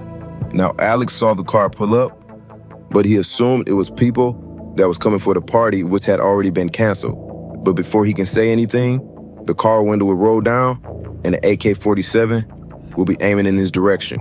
And the man holding the gun was Chuchi from Florencia 13. And only seconds later, Chuchi would open fire. Now everyone would start running. Antonio would grab Erica and shield her with his body as bullets tore through the front porch and through their house. Now Alex would run and take cover behind a car, and Erica's two friends who were in the front yard would be struck with gunfire and hit over 5 times as they fell on the ground. Now once the smoke cleared, Florencia 13 would flee the scene. But in the distance, more gunshots could be heard near the corner as 2 more men were shot. Now Antonio would tell Erica to get up, it was over. But when she didn't respond, that's when he had noticed that she had been shot in the head. So immediately the family would call 911, who would arrive on the scene along with the EMTs. Now Erica and 2 of her friends would both be transported to Martin Luther King Hospital for treatment. Now both her friends would survive, but sadly, 11-year-old Erica would be pronounced dead. Now the other 2 men who were shot at the corner would also be brought in, and they would survive their injuries. Now word would immediately get back to Toker, who would be extremely sad, but also extremely angry. Now after the murder of his sister, damn, dog. R.I.P. That's sad, homie. So his sister and his brother. So his brother got laid out and his sister got laid down, bro. Damn. Toker was out for blood, and he would immediately hit the streets and start putting in work and knocking shit down. But not only did the word hit the streets, it also hit the prison system, and the Mexican mafia was not happy. Now, in the early 90s, the Mexican mafia had called a stop to all drive-bys for all Southsiders, and that if anybody violated this order, they would be dealt with. So only days later, the Mexican mafia would get in contact with Florencia 13, a man named Perez, and Marino, who were both in the car with Chuchi, who had gunned down 11-year-old Erica. Now, they had two options: give up the shooter, or Florencia 13 would be greenlit. So in return, they decided to give up Chuchi. Now, only a week later, Florencia 13 would pay Chuchi a visit. A young kid by the name of Spanky from Florencia would get out the car and walk over to Chuchi's house and speak with his mother. Now, seconds later, Chuchi would come outside, and in the midst of them talking, that's when Spanky would pull out a gun and shoot Chuchi straight in the head as he fell to the ground. Now, he would continue to fire at Chuchi's lifeless body. Now, only hours later after this shooting, Spanky, along with Perez and Marino, would all be arrested for the murder of Chuchi. Now, after Damn, that's a crash out mission right there, but it had to be done, I guess. Man, Toker had a legendary life. Man. After losing his sister, Toker was in a very dark place. Not only did he lose his brother in 1992, but now his baby sister. And Toker's anger would catch up to him, because only weeks later, after his sister's death, he would be arrested on murder charges. Now, his bail would be initially set at $4 million, but it would ultimately get dropped to $1 million. Now, once he got released out on bail, he would start to fight the murder charges. But only 3 months after his sister's death, on January of 1996, Toker would get a phone call that the little homie Danger had been shot and killed while out in Colton, California. Now, who the shooters were, it's unknown, but Danger was shot and killed in Colton Trese's hood. Now, with all the violence... You know what's crazy? This is... If you do on Fairway. That's literally around the corner from here. Violence happening in his life, Toker felt like his life was in shambles, because not only did he lose a lot of family and friends, but now he's fighting for his life with this murder case. Now, while out on bail, Toker would continue to record music, but by early 2000s, he will be found not guilty on those murder charges, but he will be sentenced on other charges. And Toker would find himself sitting down in prison over the next several years. Now, while locked up, Toker would continue to write music. He did like over 10 years, I think. I think he did over like 10 years, and that's when he came out and did that MySpace video. But I also think he got deported. That's why he ended up in Mexico. Because when he got out of prison, he got deported, and then he came like in 06, and that's when he came with the Brownside 2.0. That's when they had that dude from the Danger Zone. Remember that one fool from shit. I forgot the rapper's name. But I call it the Brownside 2.0. They had the original Brownside in the 90s, and then around 06, 07, they had that other resurgence of Brownside. And then, Toker goes away again, and then he pops up with Conejo like in 2010, and then he goes away again, and then he comes back with the new Brownside, which is Little Danger, the other homie, Travi, and his brother Clever, Troubles. Yeah, there you go, Troubles. I call that Brownside 2.0. That's like 06, 2005, 2007. I didn't like that Brownside. I thought that Brownside was whack, bro. I like the original Brownside, and I like the latest Brownside with Clever and all them. Lady Benz, all that. I like that. I like that new shit.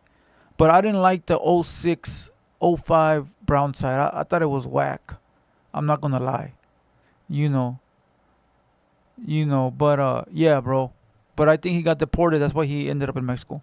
But he also will meet his future wife and future baby mother. Now, by the late 2000s, Toker would get released from prison. Now, at this point in time, Toker's only focus was his family first, and then music. Now, he would start making a lot of head waves on his social media accounts, while at the same time still dropping music videos and telling stories about his life. But sadly, in 2015, Toker would get more bad news that his father had passed away due to diabetes. Now, this would only add to the hurt and pain that he had been experiencing his entire adult life. Now, eventually, Toker would later decide to up and move from the United States to Mexico with his wife and son. Now, there he would build a good life, and he would enjoy being back in his birth country. But sadly, death would eventually come knocking for him. On October 10th, 2018, the first two albums were fire, bro. The Payback album, the one that was all brown, and the East Side Drama. East Side Drama, and I think it was called Payback, right? The brown one, the one that was all brown. Those two albums were epic, bro. Epic, classic Chicano rap albums. Those albums will go down in history forever. Greatest albums. One of the greatest albums. Hit the like button. Come on, run it up. Run up the likes. Double tap your screen. We got 200 likes. Let's get 250. Let's get 250. Toker would be at his home in Rosarito, Mexico, with his wife and son. Now, sometime later that day, two armed men would come into his home, allegedly dressed as police officers, and he would be shot and killed at the age of 52. Now, there are different rumors on who did it, but none of these stories have been yet to be confirmed. But the OG Toker will leave a long-lasting legacy from family to music. I would like to thank. Listen, that last part where he said that two gunmen, we're going to disregard that. We're going to disregard that because we don't know how true that is. That's nothing but rumors. We've heard all these rumors over the years of this, and this. We're not going to put more rumors out there, so we're going to say we're going to disregard that last portion. But one thing I can say and I will say is that Toker was a gangster from beginning to end, bro. All right? He was the epitome of a gang member, gang banger. From day one to the last day on this planet, you know, he lived like a G and he died like a G. I guarantee you he don't regret nothing, and he died the way he wanted to die. So salute to him, and rest in peace and condolences to his family, bro.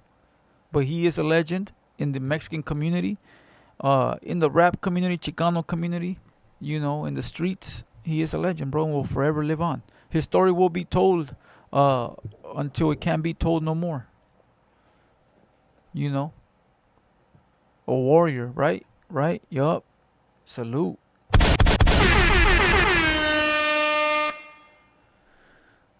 Rest in peace. Fuck all my enemies. Everybody for tapping in, and I'll see y'all next time.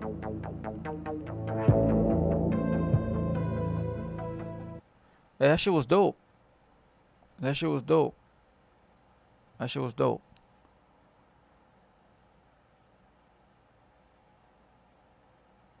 Oh man, let me check the poll.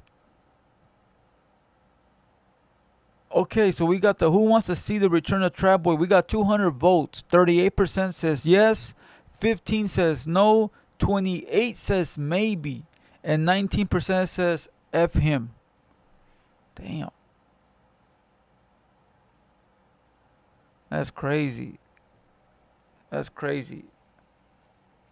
Chef A-Ball, I wonder how Toker would have responded to Wack dissing his hood. I wonder if he would have crossed the border to come over here and handle business. Bro, listen, people like you are infatuated, bro. Like, you guys are like little fanboys from Idaho. Stay out of real LA business, bro. King G Boy, what up, fool? As a matter of fact, stay out of Cali business. Focus on Idaho business. And Idaho got real G's over there. So focus on that, bro. Or better yet, Colorado.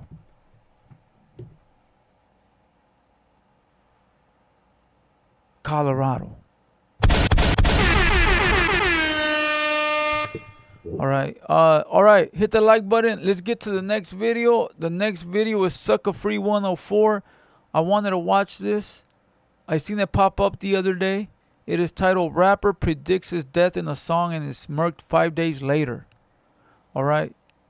5 days later. It's internet connection business. Facts. Big facts. All right, let's go. Let's play this. 5 days after predicting his own death in a music video. Listen, we got 227 likes. Let's get to 250. That's 25 more likes. Let's get 25 more likes and I'll press play on the video.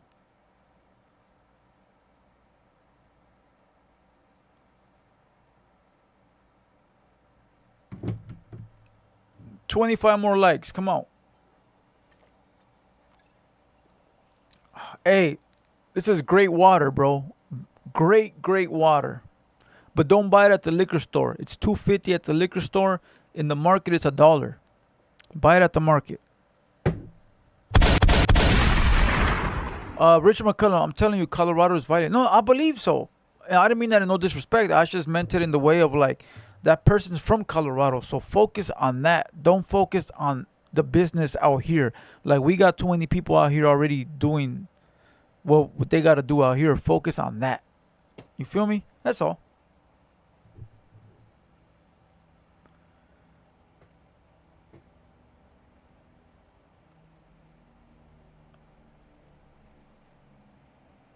Colorado has nice mountains. This guy. Well, there's mountains in California too. A lot of mountains in California. All right, 240. 10 more likes. We're at 240. We need 10 more. Come on.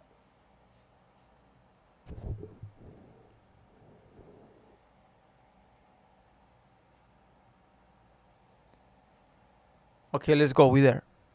Rising rapper is hanging out the back seat of a Kia Rio, suffering from a gunshot wound to his heart. As his girlfriend screams for help, a trail of blood is leading away from the vehicle, but only one body is on the scene. This is when homicide detectives start to rely on YouTube and gang member statements to piece together an internal beef inside of a gun trafficking ring underneath the leadership of the Mexican Mafia.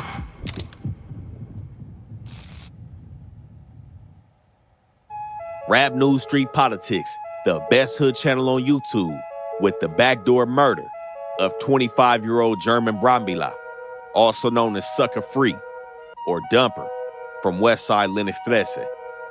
Now, Sucker Free has amassed millions of views through his music on YouTube, but like many other rappers coming out the streets of LA, Sucker Free ends up dead in a shootout where his killer told him that he had this coming for a long time. And Sucker Free was seemingly prepared for this moment after releasing a music video called Si Me Matan a Balazos, If They Kill Me With Bullets. With this song coming out less than a week before he would end up dead in his own hood, he states that he's not afraid of death, and he spoke about how the devil was looking for him. But in this video, he's also... Hey, that song is dope. Hey,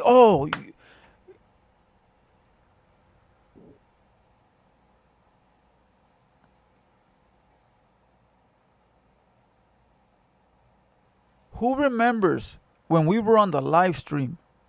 We debuted that song on the music live stream, like 2 in the morning, bro. Right? No, I don't even want to say we debuted it, debut, because it came out 5 days before he passed. But I remember we were watching it on the live stream like at 2 in the morning or 2:30 in the morning. And the next day we found out he died at 2:30 or 3 in the morning. Whatever time we were playing it at, he was getting, he was RIP, bro. And I remember we found that out the next day. We're like, oh shit, we were playing it around that time. We were playing it at the time that he was going through this, bro. What a trip, bro. What a trip. I remember we were on the music live stream and we were playing this song like at 2 in the morning, 3 in the morning. And then the next day, we all woke up to the news that he had passed in the morning, like 2, 3 in the morning. We were like, oh, shit. What a trip, bro. What a trip. That's crazy. With an individual that would drive him to his death. Sleeper from Anaheim, Linux 13.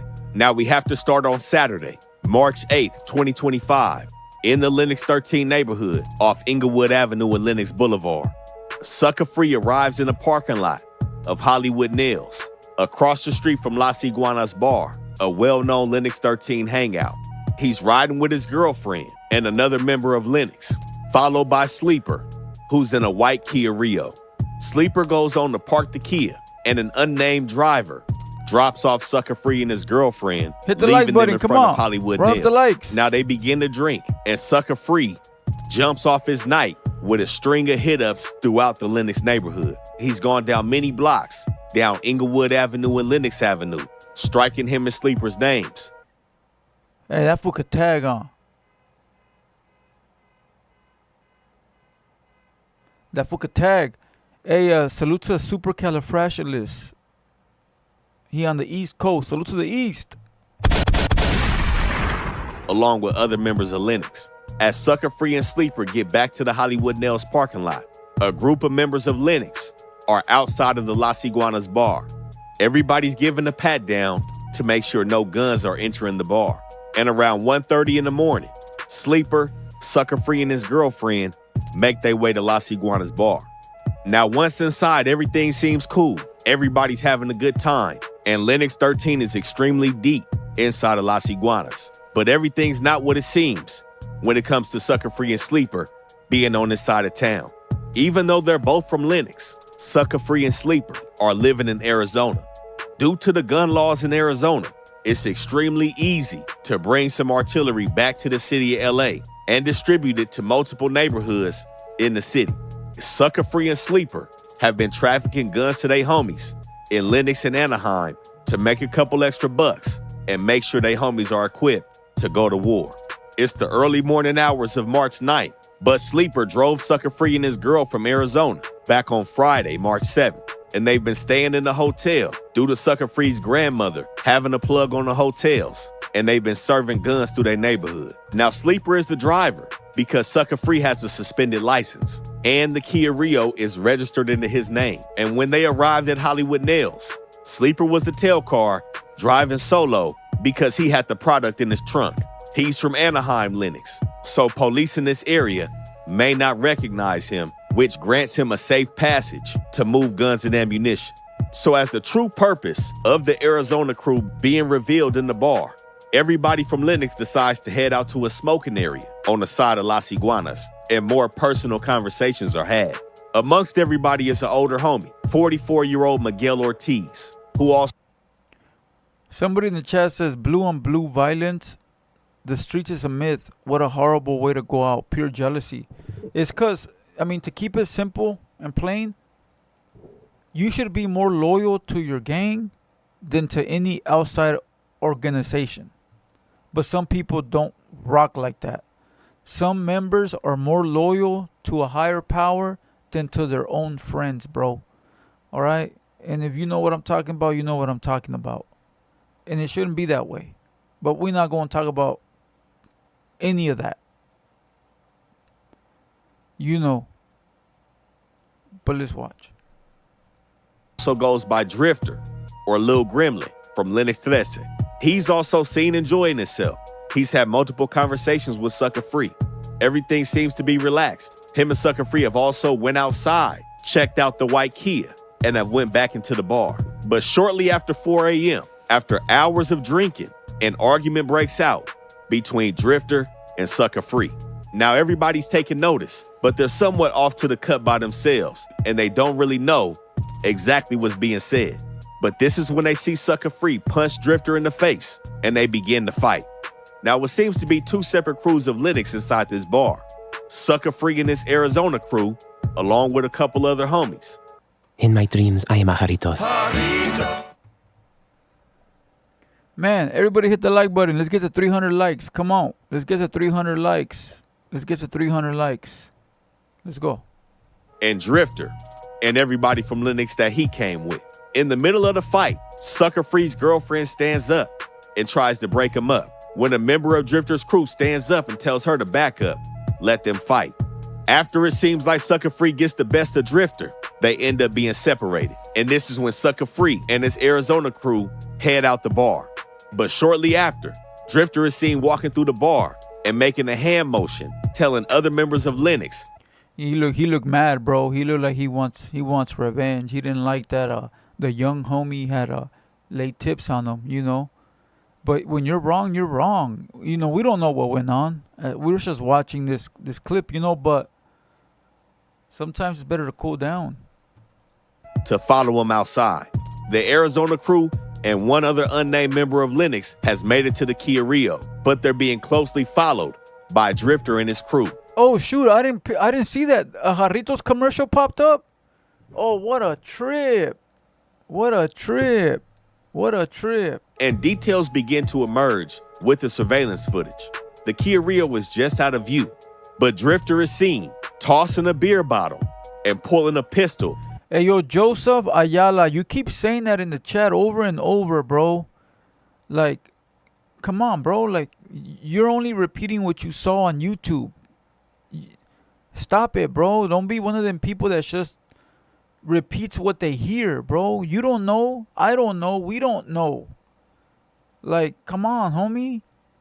Like, be your own person, bro. Like, don't be one of them dudes that hears something or reads something in the comments and then continues to repeat it thinking that it's real because someone said it or you saw it somewhere. If you have first-hand information and you know it's true, then you shouldn't even be saying it anyways. It's not for the YouTube, bro. Just watch the video, bro. I'm just trying to give you some game, homie. That's it. Out of his pants. As he cocks the pistol, other members behind him, who are again also from Lennox, seem to be excited. There's somebody behind Drifter jumping up and down in a white shirt, fully aware that Drifter has pulled his gun out. Now Sleeper begins to put the Kia in reverse, and this is when he looked over and saw Drifter walking up extremely aggressive, and he hears Drifter say, "Where's Dumps?" And Sucker Free replies, "I'm right here." Drifter then tells him, "You've had this coming for a while," before firing multiple shots from a 9mm pistol. But unbeknownst to Drifter, Sucker Free was holding a .380, and he begins to shoot back. Now he hits Drifter multiple times, and Sucker Free is only hit once. But after being hit, Drifter's heard saying, "You got me, you got me. Fuck these fools," before running off. And this is when LAPD receives a 911 call from the Las Iguanas bar. Now officers arrive on this scene shortly after 4 in the morning, and they find Sucker Free hanging out the back seat of the Kia Rio, his legs still inside, but everything above his waist is laying on the ground. And the only person Hold on, this fool said it again. They're trying to so-and-so him. And even if they were, bro, that's their internal hood business. That's their internal hood business. You're over here repeating it as if you're part of it. You're not part of it, bro. But you can be, though. You really can be. Go join a gang and go be a member, but be one of the ones. Don't be a background dancer. Be down with the function, bro. Be one of the main guys. You know, because a lot of people join gangs and they're nobodies. Nobodies. You know, nobodies. Obviously, if they were trying to do that to that young man, that's because he with the business. And that's what he signed up for. And that's the game he was playing. So who cares? What is it to you? Like, be quiet, bro. Be quiet, bro. Visibly with him after everybody from Lennox has scattered is his girlfriend. Police move his girlfriend out the way and completely drag him out of the Kia. They notice blood on his chest and on his torso and begin administering CPR and the bag valve mask for oxygen. Sucker Free has sustained one gunshot wound to his upper torso. The bullet is pierced through his lungs and has penetrated his heart. There's an exit wound present on the right side of his back. And at 4:30 in the morning, off Lennox and Inglewood Avenue, in the middle of his hood, 25-year-old German Brambila, Sucker Free 104, is pronounced dead on the scene. Another member that lived his life and died the way he wanted to, bro. We just watched Toker from Brownside live and die like a gang member. And now we're watching Sucker Free 104 live and die like a gang member. Rest in peace to the young homie. But again, I think he went out the way he wanted to go out. You know? What other way would you want to go out when you're a member and you're playing the game? You know. Salute to this young homie. For real, for real. Scattered around his body, police find 5 .380 shell casings, along with the .380 pistol sitting in the back seat where his legs were. They also find 2 9mm shell casings, 5 illegible shell casings, 1 blank .22 caliber cartridge, and this is when police pop the trunk to the Kia Rio. They find a Glock micro conversion kit, holsters, a utility bag with a tourniquet, shotgun shells, 5.56 and 5.7 Damn. bullets, all items. Losing weight with a GLP-1? It's as easy as riding with training wheels. The trick is learning to ride while on them, and that's new. Bought from Arizona to Linux 13. Now, since the Kia Rio is registered to Sleeper, he makes his way back to the scene, and police immediately set Sleeper and Sucker Free's girlfriend to the side and do a gunshot residue kit on their hands. But in between the liquor bottles and red cups in the parking lot, investigators locate large pools of blood with tracks far away from where Sucker Free was shot. And this is when they start looking for surveillance footage. They've got in contact with multiple owners of different cameras in the area, but none of those cameras were working at the time. This is when detectives go straight to Las Iguanas. And with this being a Linux 13 bar, the owner of Las Iguanas is uncooperative. And this is when investigators immediately get a search warrant and secure the hard drive on Las Iguanas DVR. This is when they get their first glimpse of Sucker Free's suspected killer, but all the pieces haven't added up yet. They see the fight inside the bar. They see this individual following Sucker Free out of the bar. And there's multiple different angles of people running when the shots go off. Now, since the trail of blood somewhat stops before the exit of the parking lot, they come to the conclusion that their suspect was given a ride out of here by other Linux 13 members. And this is when they take Sleeper and Sucker Free's girlfriend back to South LA Sheriff's Station to piece together this situation. At 9:35 in the morning, 5 hours after Sucker Free is pronounced dead, Sucker Free's... Hey, yo, Joseph, you say that one more time, bro, I'm going to ban you forever. All right? If you say that one more time, Joseph, we're going to ban you forever. So think about what you say, bro. Think about what you say. His girlfriend recounts the events to detectives, and she also makes it clear that other members from Linux stepped in when she was trying to break it up and told her to back up, let it go down. She says she's unaware why the fight started, and she didn't know the real name of the person that was responsible for this, but she knows they call him Drifter. Due to them making this run to Arizona multiple times, she's met Drifter before, and police stick a photo lineup in front of her face. This is when they get their first official lead on Miguel Ortiz, coming out of Linux 13. Now, a few hours after her, it was Sleeper's turn. Sleeper is the one that heard everything Drifter said to Sucker Free before taking his life. And even though he's a member of Anaheim Linux, he told the police everything. But he also said Sucker Free and Drifter were cool throughout the night. He doesn't know where it went left. And he told the police that he didn't know Sucker Free had... Joseph says, bro, favorite rapper died. No, it's not that. It's that we don't allow goofies like you to come in here and lie on people. We actually have respect here, bro. We're not goofies like you that you go in chat rooms and you start making up lies, talking on prison politics like if you're somebody important. You're not. And we shut that down right away.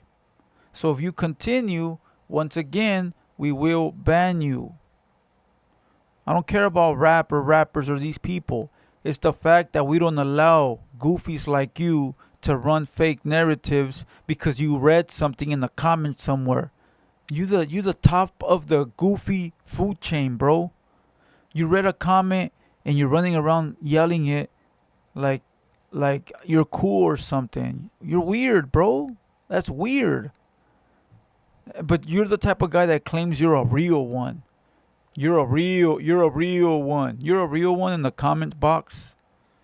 Talking about prison politics, you're a real one. Yeah, you're the realist. At the 380. He said that the 380 belongs to his girlfriend and that he didn't know Sucker Free grabbed it out of the glove box. But the 380 came back as stolen when police ran it. Now, detectives begin to press Sleeper. He said that he only knows this individual by the name of D. But before they let him out that room, he cracked and told the police Drifter is the one that killed Sucker Free. Damn. Now, after detectives have accumulated all this information, it's now March 10th, 2025, 24 hours after the murder, and police are scrolling through YouTube. They come across the Renegade Media channel, and there's a video titled How Spy from Linux, Right-Hand Man, Tried to Tax the Linux Rapper. Now, they noted the appearance of the host of Renegade Media, and they took notes on what was said, and everything seemingly matched up to their investigation at that point. Sucker Free coming from Arizona, being involved in gun trafficking. A member from Linux named Drifter, involved in a physical altercation with Sucker Free. But what caught their attention is that it was said that Drifter... Bird Iverson says, cool room. You live at your mom's house? You must be new here, so I'm gonna forgive you on that one. But nah, this is my 2,000 square feet warehouse where I come to just watch videos. Then I actually go home to my house. You know, I'm sorry, bro. Yeah, I just got here like 2 hours ago just to go live. This is like my man cave. There's a studio in that one here, back there. Then there's a big ass bathroom, a screen printer, lights, a whole setup back there. Yeah, I just come here, record some videos, and then I go home to my other house. So yeah, I'm gonna forgive you because you're probably new. All right, but yeah, this is my mom's basement. Yeah, let's go. Is a close affiliate of a member named Spy from the Mexican Mafia. This is when detectives get their first glimpse at a potential taxation administered by Drifter for the benefit of Spy, who was sitting in prison. They notate that the host was aware that Drifter was also shot. And this is when they begin their search for Drifter in the hospital. Now, they've called over a dozen hospitals and they can't find him. But at the same time, they've got search warrants for Sleeper, Drifter, and Sucker Free's Instagram accounts. And on March 12, 2025, they've also submitted a preservation request for Renegade Media's YouTube video to corroborate the facts of the investigation. And later that day on March 12th, they find Drifter in California hospital. But this is when the hospital hit him with a policy, a California state policy. No contact is to be made by law enforcement to any gunshot victims receiving treatment. So detectives leave and write an official request stating that Drifter is a homicide suspect. And for everybody's safety, they press the hospital to make sure they contact investigators before letting Drifter walk. And on March 20th, 2025, Drifter is released from the hospital and arrested on first-degree murder charges. Now, Drifter already had an extensive rap sheet, previous convictions for drugs, guns, assault, robbery, kidnapping, and carjack. And with being pointed out by multiple witnesses, Drifter's facing an uphill battle. Now, hey, salute to Richard McCullum. Have a good night, my boy. Appreciate you being here. We'll be on tomorrow again. Oh, no, tomorrow we got a podcast in the back room with Green Eyes from Dago. So make sure you guys tap in. But yeah, let's continue. Salute to everybody. We got 289 likes. Double tap your screen. Let's get to 300. We got 425 people in the building. Salute to the 425 that are in the building. I appreciate you guys. All right, let's continue. Detectives haven't formally came out and said that Drifter was acting at the command of Spy. Those are just allegations, but this is seemingly the same story that we see when it comes to Southside artists in the city of LA. And like many other Southside hoods throughout the city, Linux is very familiar with the taxation game. In 2010, they had these same issues, and they were hit with a federal indictment where 15 of their members went down on the RICO. And they also aren't new to internal beef, with Linux being a large active hood in this section, having numbers similar to hoods like Inglewood Family and Inglewood 13, their main enemy. They undergo a lot of scrutiny, and not too long before Sucker Free was murdered, his little homie, J10-4, was seen on camera having a controversial situation when he was seen beating the shit out of a female during a conflict. And after his murder, other things started to come out the Linux neighborhood, specifically around Sucker Free, having some racist music. But nonetheless, this was a major blow in the Linux neighborhood. This the best hood channel on YouTube, Rap News Street Politics. Make sure y'all stay tuned for the next one. Hey, rest in peace to Sucker Free 104. Condolences to his family. You know, but he lived like a G and he died like a G. Okay, someone said there's one on Travieso from Parkside, from Colorado. Is there? Travieso, Colorado documentary.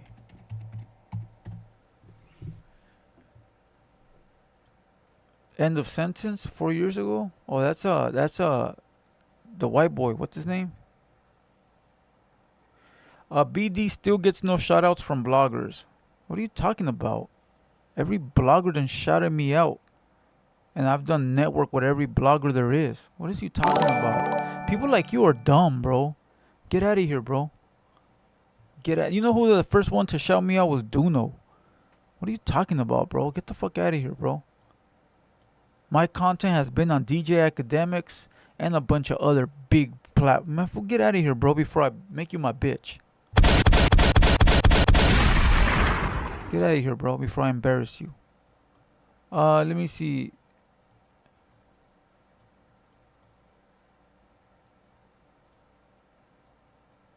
There's no documentary. The story of Little Travieso, 3 minutes. Nah, too short.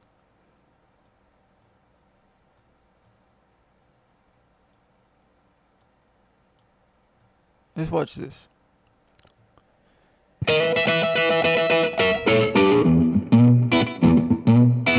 Hey, salute to IB Stroke and gifted 5 TheHaterWorld memberships. We just broke 300 likes. Salute to everybody. Appreciate the likes. Run it up. Come on. Let's run it up. So far, I haven't said no bad words and we haven't been demonetized or nothing. I love it. I love it. Let's continue. Let's continue. Everything's looking nice right now.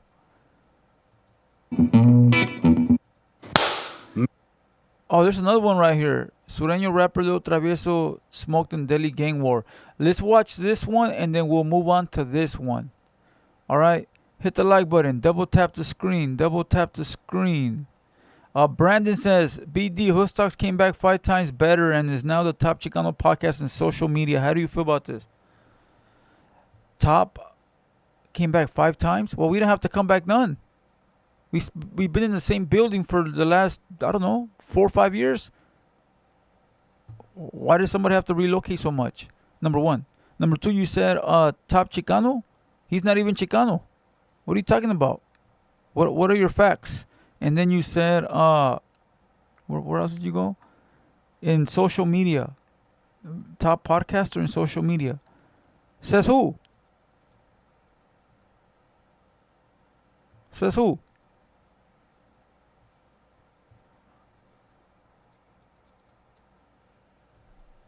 Yeah, let me continue, bro. Thank you. Next time, make sure you say what you say and say it correctly. Man, what's up, everybody? Welcome back to another episode of EOS. It's 1090 Jake, and I'm rocking with y'all, and y'all rocking with me. And for this video, we're going to be speaking on Colorado Springs rapper Lil Travieso, who was just shot and killed at the age of 19. July 6, 2022, the Colorado Springs Police Department responded to the 3600 block of El Moro Road around 10:47 p.m. Arriving at a trailer park, officers observed a car crashed into a truck within the driveway of one of the trailers. Officers were directed by witnesses to a man who'd been shot at least once, and after attempting life-saving measures, the man was pronounced dead at the scene. He was identified as 19-year-old Santiago Caleros, who's more commonly known as the rapper Lil Travieso. Marking the 27th homicide in Colorado Springs, Travieso was a young self-admitted gang member in one of Colorado Springs' oldest Mexican gangs. Parkside Barrio, which could be seen tattooed across Travieso's stomach, is a subset of Southern California's Sureños or Southsiders, who've maintained a dominant and deadly reputation within Southern California streets and the entire California prison system. Like many gangs that originated on the West Coast, Sureños would spread through cities and states as young Mexican men with something to prove and a willingness to kill now had a team to play for. Parkside Barrio is based out of the Pikes Peak Park neighborhood in southeast Colorado Springs. This section of the city only makes up 1/5 of the population, but is home to 30% of all violent crimes and 40% of the city's gangs, making it the most gang-infested area in all of Colorado Springs. According to law enforcement, the Serranos are the largest gang in the city, with every 4 out of 10 members living in the southeast. Being a part of the largest gang within the city only makes it that much more of a shock that Lil Travieso was able to be killed in his own territory. A witness within the trailer park heard 4 gunshots before the crash. She recalled seeing Travieso in his final moments, but nobody recalled seeing the shooter. A picture taken only 10 days before Travieso's death shows him standing in front of the Whitney Young Manor apartments. The complex neighbors the trailer park, sitting directly across the street. Travieso never shied away from repping his hood in music videos, but to be killed only steps away from where you took a picture leaves the possibility that someone was looking for Travieso and Instagram told him where to look. 2 pictures from back in May would show a tan-colored sedan, which looks identical to the vehicle Travieso was killed in. Just off Instagram, if anybody wanted to find him, they knew where to look, they knew what car to look for, and all they needed to see was the big P tattooed on his face to know that they found him. Following the news of Travieso's death, many within the Mexican rap community mourned the young rapper as his passing could be felt state to state. His fans would express how much he meant to them, showing the impact of his music and a career and unfortunately life that was cut too short. Over the last year, Travieso's music would boom with his biggest video at 1.5 million views, leading many to believe he was the next upcoming rapper who was putting on for the Mexican culture. Just a month away from his 20th birthday, Travieso leaves behind a daughter who just turned 2 last month, and at this time, there's no word on any arrests or suspects in this case. Now, this is a video that was highly requested. I wanted to touch down on it because, for one, I don't really touch down or hear about a lot of videos that have to do with Mexican culture, Mexican gangs. It isn't something that's really a factor on the East Coast as much as it is on the West. What really made me want to touch down on this case was the overwhelming amount of love coming from people after he passed. You know what I mean? One thing about the Mexican culture that's so beautiful, aside from the women and the food. He said, I heard it all the way back there, right? He said, the overwhelming messages coming from the fans of Travieso, right? Let me make this clear. No, not fans.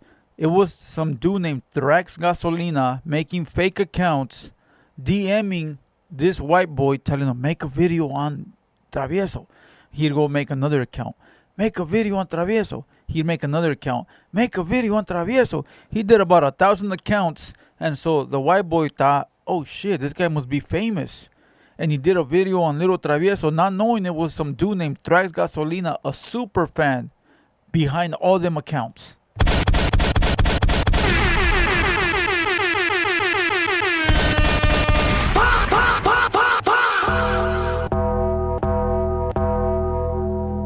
And I know Thrax Gasolina is watching right now. I know he's watching. I banned him. I know he's I know you watching. I know you watching. I know you watching. I know you watching. All right, I went to go re-up. I went to go freshen up. And no, I didn't go into the bathroom to sniff some Snow White. You know, I went to give me a cold Niagara Falls water. You know, and I went to go put on my hat correctly and put on the hoodie, turn on the AC to 65, and I'm ready to go another hour. All right. I know other podcasters have to go in the bathroom and you know, they have to like, not us. We're not going to wake up tomorrow and blame the world for what we say.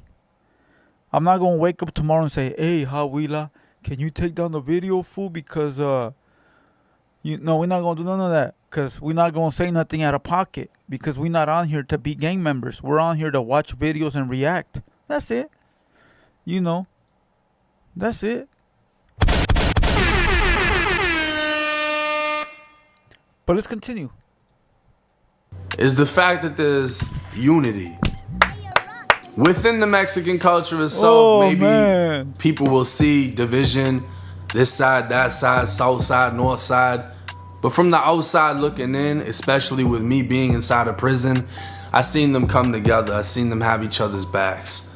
And to see the support and the love from state to state is something that you gotta salute, because a lot of cultures, people, gangs don't do it.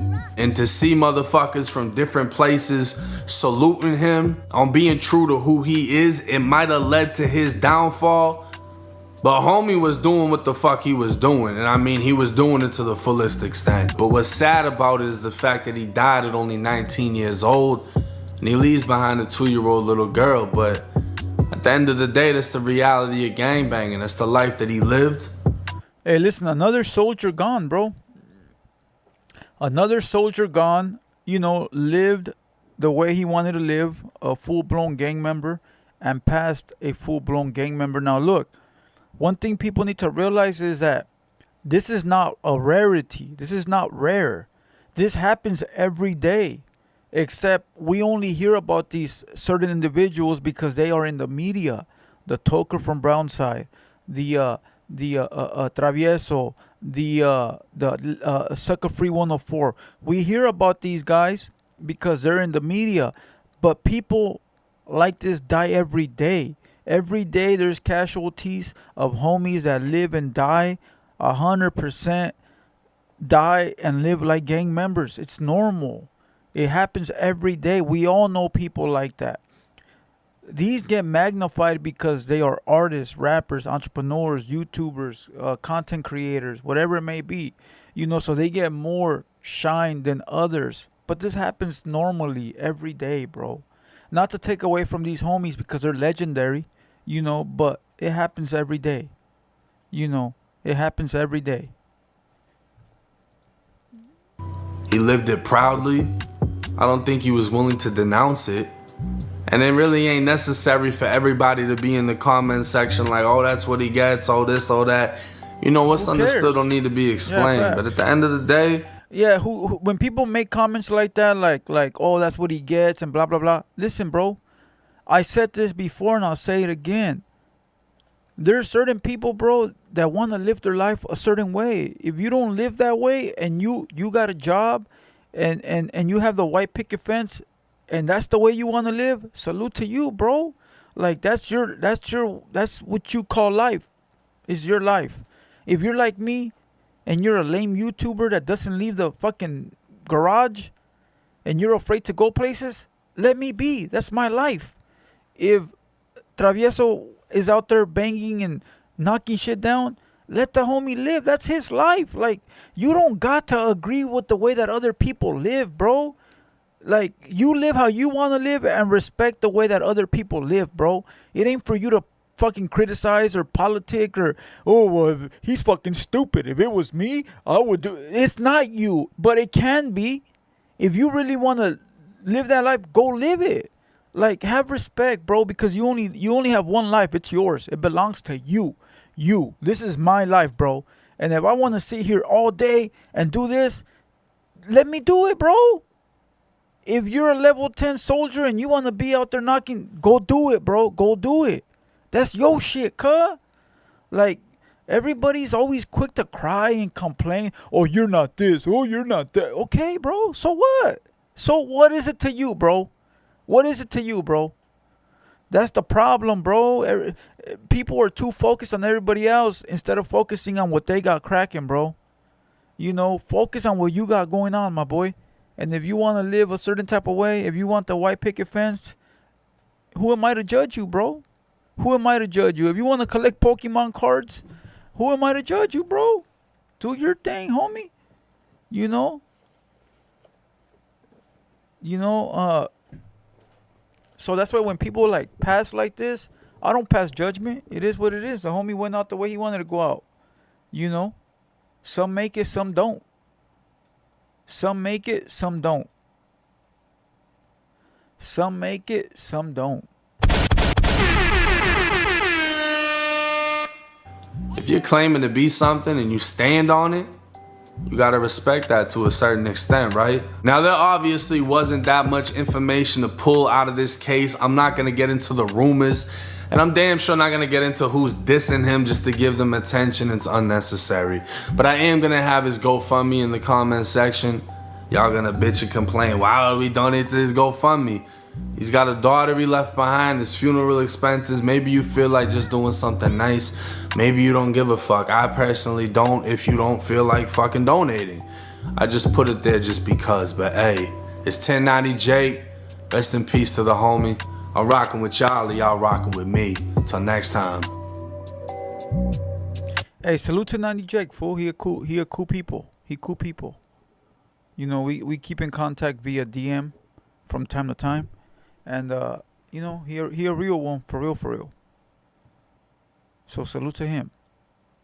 Okay, where we at? What other documentary? Oh, we're going to watch the other one on Travieso. Right here. Sureño Travieso killed in the Delhi gang war. Let's go. Check it. Tastes like. Let's go.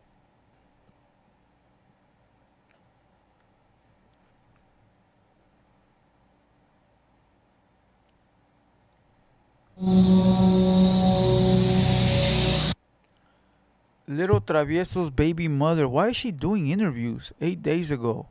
Y ya empezamos with the cloud chasing. Why would she be doing interviews? Would you guys be okay with your baby mom doing interviews after you pass?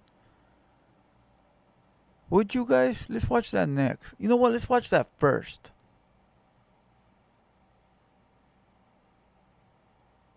How were you able to do early? You were just doing like extra credits or something like that? Yeah, really just trying to push through it. Yeah. And then when I found out I was pregnant, I was like, oh, I gotta finish right now. So I really worked and busted my ass to get out of there. That's good. How old were you when you Oh, I interviewed that fool. Oh, that's crazy. found out you were pregnant? I was 17. 17, and he was 17? Yeah. Okay, same age. Why do you think he... This fool says, what can we do? We're dead. Well, that's a fact. You know, that's a fact, but come on, bro. Like, why would, like, you think to give you that respect of keeping, I don't know, bro. I don't know. Was he kind of forced into not going to school because he had to make money, or it just wasn't for him? Or? I don't think there was a lot of like people around kind of guiding him to do that. His dad worked a lot. Like his dad still works the same hours every day, 5 days a week. So he was kind of more at work, but that was like the main provider. So I think, like I said, he was like in 9th grade. I think he was always in trouble. So I think it kind of got just really repetitive. And they were like telling him to do this and do that, but nothing was really working. But besides his dad, I don't think there was like any other guidance to kind of go back and do that. Hey, I got a very special guest, Baby P, also known as Lil Travieso's baby mother. I appreciate you for coming on the show. Thank you. I appreciate you reaching out. No problem. So let's just kind of get into your backstory and whatnot, and then obviously I appreciate you for coming on. I feel like this interview is very important for to keep Lil Travieso's name alive and his legacy and his music. You know, I just appreciate you for coming on and I guess understanding the importance of this conversation and whatnot. So thank you. Of course. So let's get right into it. So where are you originally from? Born and raised? Here in Colorado Springs. Colorado Springs? Yeah. Have you lived anywhere else or no? No, mostly here. Okay. When I was younger, I lived in Texas for like a year, but. Okay. What part of Texas? Dallas. This is 2 hours long. I'm not watching no 2 hour long interview. I thought it was clipped up or something. Oh, 2 hours? You tripping. Yeah, we'll come back to that. I'm not watching 2 hours of a girl that nobody knows. You tripping.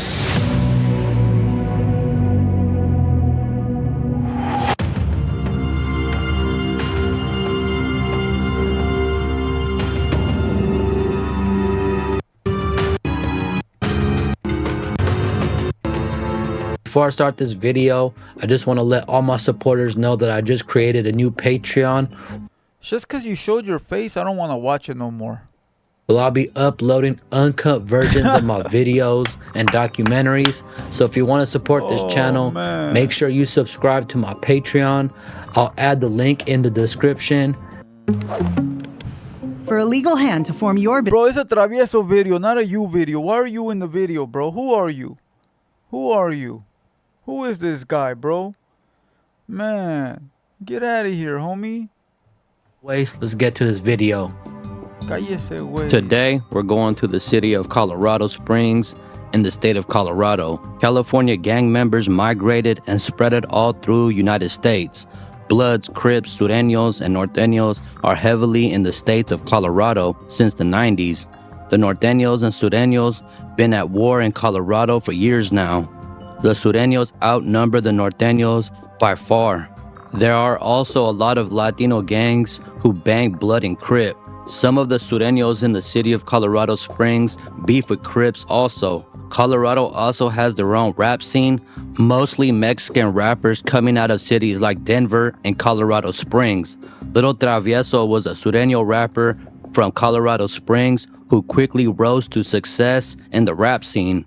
Little Travieso is from a gang called PSV, aka Parkside Barrio 13. Parkside Barrio is a reputable Sureño gang out of Colorado Springs. The gang is one of the oldest gangs in the city and have history going back all the way to the 80s. The gang has a reputation of being one of the most hated gangs in Colorado Springs due to the amount of enemies they've made over the years. Their hood is in the Pikes Peak Park neighborhood of the city. Their hood stretches from Delta Drive to Chelton Road and from Carmel Drive to Monterey Road. The gang wears black bandanas and Pittsburgh Pirates gear as a way to represent Parkside Barrio. Little Travieso was in and out of juvenile and jail growing up. The police were definitely familiar with Little Travieso. There's even a clip that went viral of him running from the police and hopping fences while filming. Before they locked me up. Maybe I punch our audio game on mine, yes? What the fuck was that? Oh man, that's crazy. Fuck it. What y'all want? Hey, what y'all want? Hey, if back in the day we would have came out with a phone in our hand while we were getting raided, we would have got smoked, bro. We would have got smoked, bro.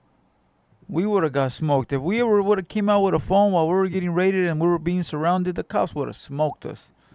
You know, it's different now. The cops are afraid of them phones, so they tend to do things a little bit more easily now. Back then, it was more like they didn't care, bro. They didn't care, bro. They were gonna say that was a gun.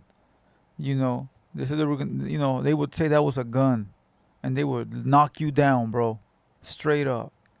What y'all want? Times have changed. What do I got warrant for? I don't got no fucking warrant. You weren't gonna argue with the cops, fool. Back then, you were not gonna argue with the cops, bro. You were not gonna argue with the cops, bro. You're not gonna argue with the fool. Back then, if you would argue with the cops, they will beat you up, bro.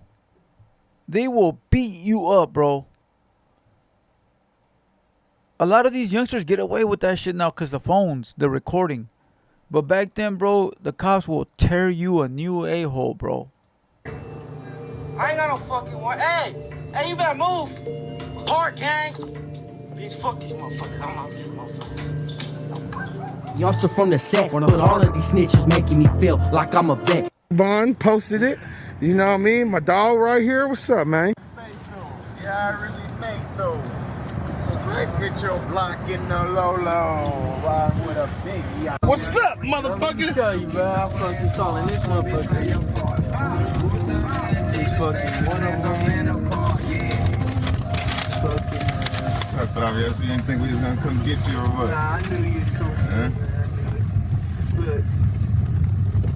Smurf Nacho. Yeah, for sure. Coming through. Yeah, for sure. That shit hard. Oh, you ain't seen it? Yeah, let me see his video real quick, fam. Let's see your first reaction. Hey, can we pull to McDonald's real quick, bro? Yeah. Ain't that one right up here? He said go to me. Yeah, just yeah. Starving, fool. I gave my dinner tray away. I was like, fuck this shit. I'm eating McDonald's. Locked up. Game after he dropped his first song called Wanna Be a Baller featuring Lil Nate and Chucho in 2020. He created a YouTube channel in 2021 where he started doing big numbers on his videos. By the beginning of 2022, he was gaining over 1 million views on some of his music videos. Fire. His come up came real fast. And you know why people people gravitated towards him, right? Because of all the face tattoos, bro, and him being young. People are into that dumb shit. And I don't mean dumb like it's dumb. I mean it's dumb that people gravitate towards that, right?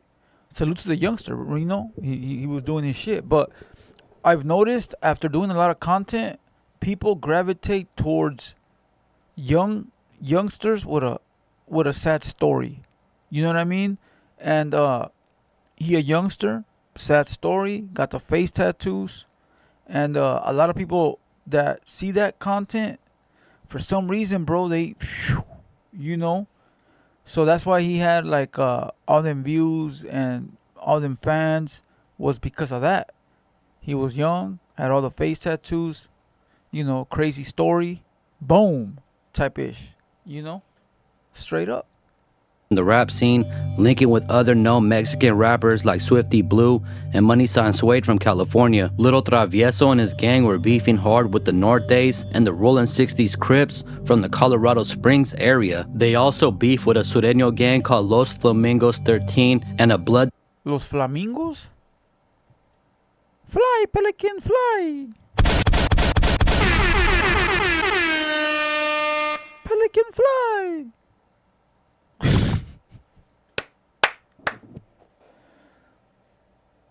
C Loco Media in the building, #1 forklift driver of the Midwest, down south. You know, as a matter of fact, he's not a forklift driver. He's the forklift driver general. He's the one that gives the forklift drivers their jobs and duties every day. Salute to C Loco Media. Pelican fly. Oh, man. Salute to King G-Boy, bro. We brought you up on last night's podcast. Salute to King G-Boy. We brought you up on last night's podcast. Hey, real quick before we press play. All right, real quick. We're going to continue this. Don't worry. We're going to continue this and we're going to continue doing everything that we're doing. Very quick. Let me bring this up real quick. Hold on. Real quick. Tomorrow, we have a pod, right? We're coming up with a Tuesday pod. But what do you guys think of this? What do you guys think of what I did last night? Where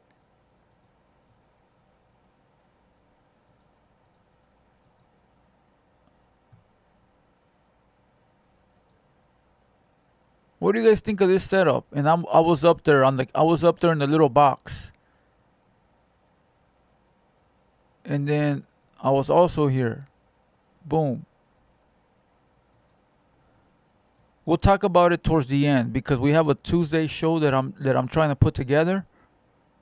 I have a Tuesday show that I'm trying to put together, and I think I'm gonna do it like that. But we'll talk about it in a bit. Set called 45 Neighborhood Blood. He would express his hate for norteños in his music, dissing them in almost every song. Lane farmer tried to cross the P and he got lined up. Same night we hit the buster side and it got striked up. Another dead chap waiting for the police to find him. Parkside, every time I catch a bus. Yes, Opina and Serio were way off topic, and I'm disappointed in Opina, bro, because he knows better. He knows to you know. But if you notice, Opina didn't want to take my seat, which he should have. He should have took the pilot seat. I catch a But we'll talk about it at the end. Really connected up in the street, a homie guns dropping chaps like it was nothing. Tripping on busters. I don't need a reason. You could ask a buster, but they either dead or they somewhere tweaking. Dissing on the net. I cannot take these chaps serious. All busters like a blunt, they getting sparked up. NK all day, 187 on a chap. Hit the like button. One of them in county was all getting smashed. Double tap the screen. Walking in the park with my homie Little Looney. That's when we spotted two busters. Started feeling like a movie. Get the homies over here. So, but not as much as he would diss the Nortes. It's a dangerous game being an active gangbanger and being a successful rapper at the same time. When you're coming up big in the rap game, still gang banging and dissing your ops and songs for the world to hear, all it does is even put a bigger target on your back. The last thing your enemies want to see is for you to become rich and making your gang more powerful. Facts. In music videos, Travieso would always show his hood and the exact area he would be at multiple times, with showing addresses, street signs, and apartments he was known to be at. This would be a mistake that would later haunt Travieso because it was showing where you could easily find him. In a music video, he was even showing his lowrider vehicle he personally owned and drove himself. Travieso was growing in popularity. Yeah, but when you're living that life, bro, you don't care who knows where you live. You don't care, bro. You don't care. When I got shot in the place where everybody knew I was at. They knew I was on that street. They knew what time I was on that street. They knew what car I drove, what number of house I lived in. My enemies lived in the street right over. Like, they could literally look in their backyard and see me on my block kicking it. So when you're living that life, you don't care, bro. Let the enemies know where I live. Who cares? Let them come. We see what we got for them. Type shit. So it doesn't matter, bro. Like, it's not like people are like, damn, you shouldn't have took a photo in front of the projects. Who cares? He didn't care. No, fool. When you're living that life, everybody knows where you live, bro. Everybody knows where you live. And dropping nothing but successful music videos on his own YouTube channel. Although Travieso's rap career was doing very well at the time, the unfortunate would happen. On July 16, 2022, the Colorado Springs Police Department received a call at around 10:47 p.m. of reports of a shooting at the El Moro Mobile Park in the Pikes Peak neighborhood. Upon arrival, police officers found a man that was suffering from at least one gunshot wound. Life-saving measures were provided to the victim by police and medical personnel, but he succumbed to his injuries, passing away. The victim was Ray Sala says, yeah, bro, but you got to be careful. Can't be posting locations and stuff. Can't make it easy for these guys to find you. When you live in the hood, fool, don't matter what you post, they know where you live. Fool, when you live in the, how do you think they did it in the 90s and the early 2000s? You didn't have to post a photo of your house. They knew they could find you in the hood. They knew the houses that belong to which members. Pull up over here, fool. I know that Vato fucking striker lives over here. They kick it right there. And then they would pull up right there and see a gang of members outside. Oh, I know where the Vato Sleepy lives at, fool. Let's go over there to Sleepy's house. They're probably kicking it over there. And they'd pull up over there. Now the difference is that the homies be posting their locations, but it doesn't matter. If you live in the hood, bro, they know where to find you. You feel what I'm saying? But I get what you're saying. But it doesn't matter nowadays, bro. Now, not if you live in your section. If you live in your section, you're always in danger. If you don't live in your section, then yeah, bro, don't be posting your shit because they going to come look for you. You know what I mean? But if you live in your hood, you're always in danger, bro. Always. Identified as 19-year-old Santiago Galleros III of Colorado Springs, also known as rap artist Little Travieso. A man is now dead following an overnight shooting in Colorado Springs. It happened on the southeast side of town near Sierra High School, not too far south from the intersection of South Academy and Shelton. KRDO News Channel 13's Jessica Grunling explains what happens. Watermelon seed flour. That's fancy. Fancy. When you're a parent, every day brings something new. The stuff that no one really prepares you for. This is what's left of the crime scene this afternoon. You can see the damage done to that carport and the blue car sitting in the driveway. Fucking Knight Rider, bro. We got Knight Rider. You're telling me you couldn't say, Knight Rider, activate the Tommy guns. I don't mean the rapper, bro. I mean the actual pistolas. Knight Rider. Chase the defendant.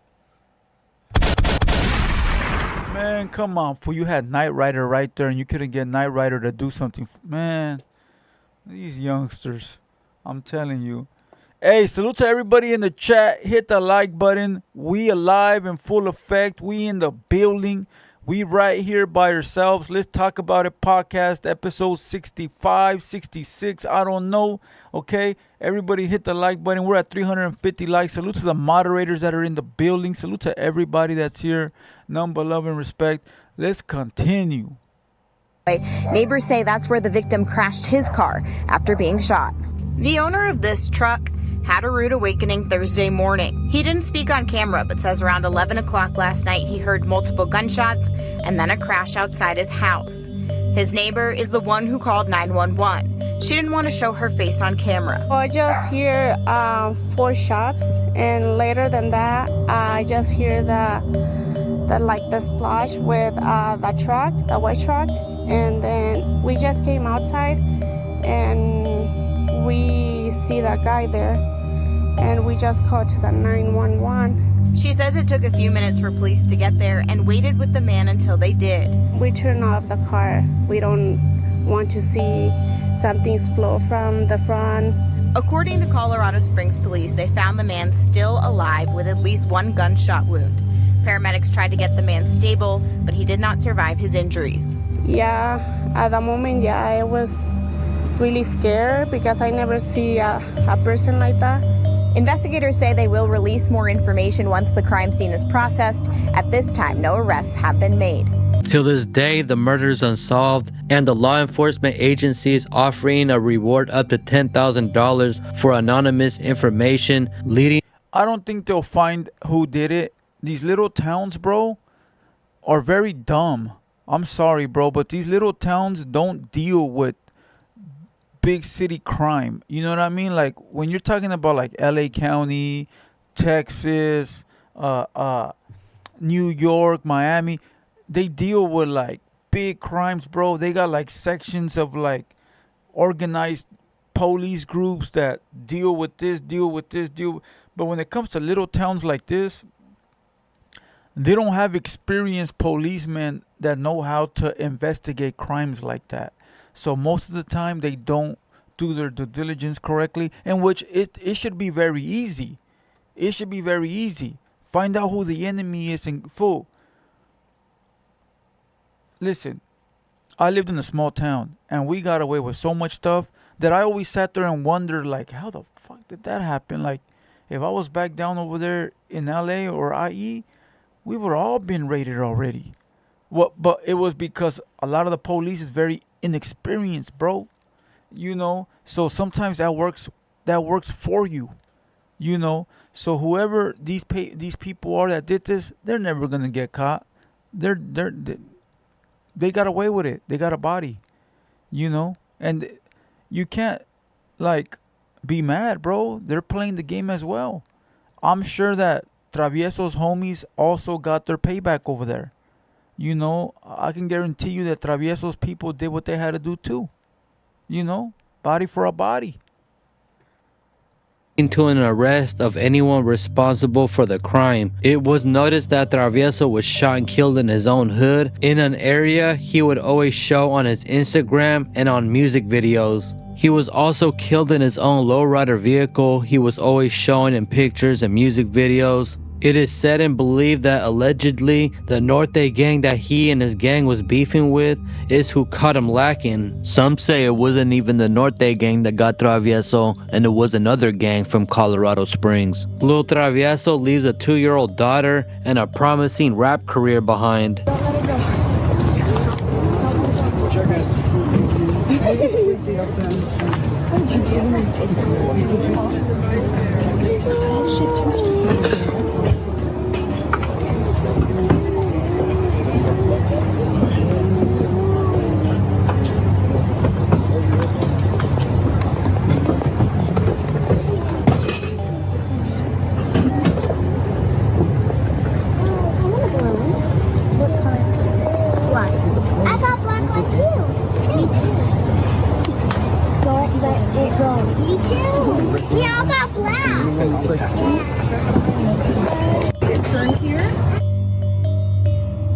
This situation just shows that this Norte and Sureño gang rivalry goes further past California. Don't ever underestimate these other states. Wait, that's a lot of red. No. Wait, what is that? Is that California? Why is Lefty Gunplay down there? He's all the way down there in the Valle, homie. He's down there in San Diego. What is all these little squares? That's too much red, right? Or am I tripping?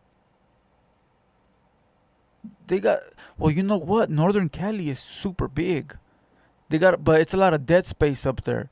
It's like a lot of farm, right? Chicano Podcast says, yup, that's all us, baby. Man, shit. For you were in there. You've been in here creep watching, bro, waiting for a moment to punch in.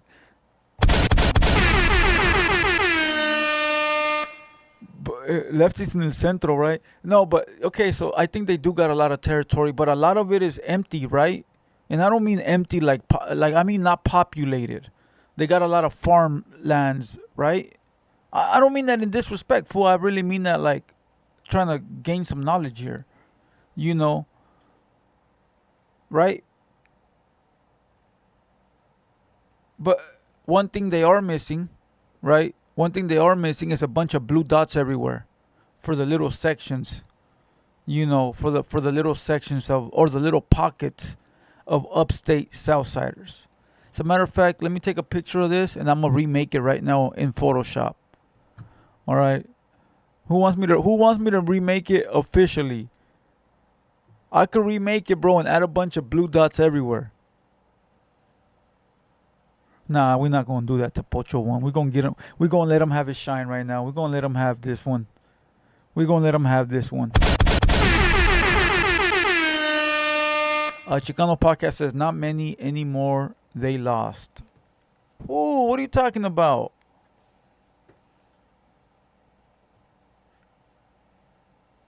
Getting too political, guys. Now, Eduardo. All right, we're gonna let it go, Eduardo. We're gonna let it go, big dog. But why they got Lefty down there, bro? Lefty ain't never been to fucking Calexico, bro. Lefty ain't never been to the Valle. Not the San Gangster Valle. I'm talking about the Impe. He ain't never been to Impe, bro. Unless he was down there in Centinela State Prison.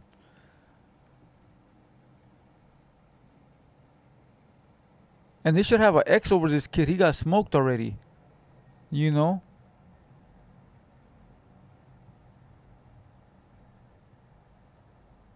Hey, salute to esa West Best in the building.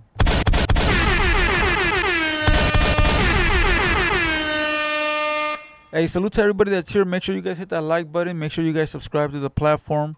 We've been on for 2 hours now. You know, we're doing great. We're doing great. So make sure you guys hit the like button. Let's continue. Goes further past California. Don't ever underestimate these other states. Who would ever known that in a beautiful state like Colorado, we would see gang-banging cholos with pink bald heads because of the freezing cold weather from pink bald heads? Gang-banging cholos with pink bald heads because of big bald heads. The freezing cold weather from the snow that surrounds them. Will Colorado ever have another successful Mexican rapper? Let me know in the comments who you think is up next. If you want to support this channel, make sure you subscribe to my new Patreon that I just created. Nobody's subscribing to your Patreon, but let's go. Okay, okay. That was cool. That one was alright. Any other one you guys recommend from another dead artist? Or nah? Wanna watch this one?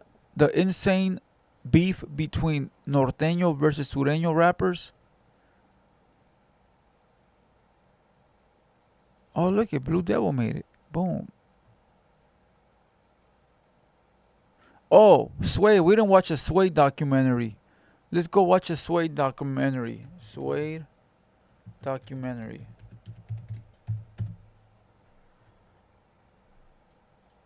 Sway. Money sign Sway. Oh, right here. Boom. Let's go. We watched Sucker Free 104 already, Sergio. You guys can watch the rewind on Twitch. Hey, if anybody wants to watch the podcast right now in full format and want to rewind it, you could go to Twitch. All right, we're streaming it on Twitch as well. So make sure you guys go over to Twitch and you can catch the playback, and you can also catch the full format. Let's go.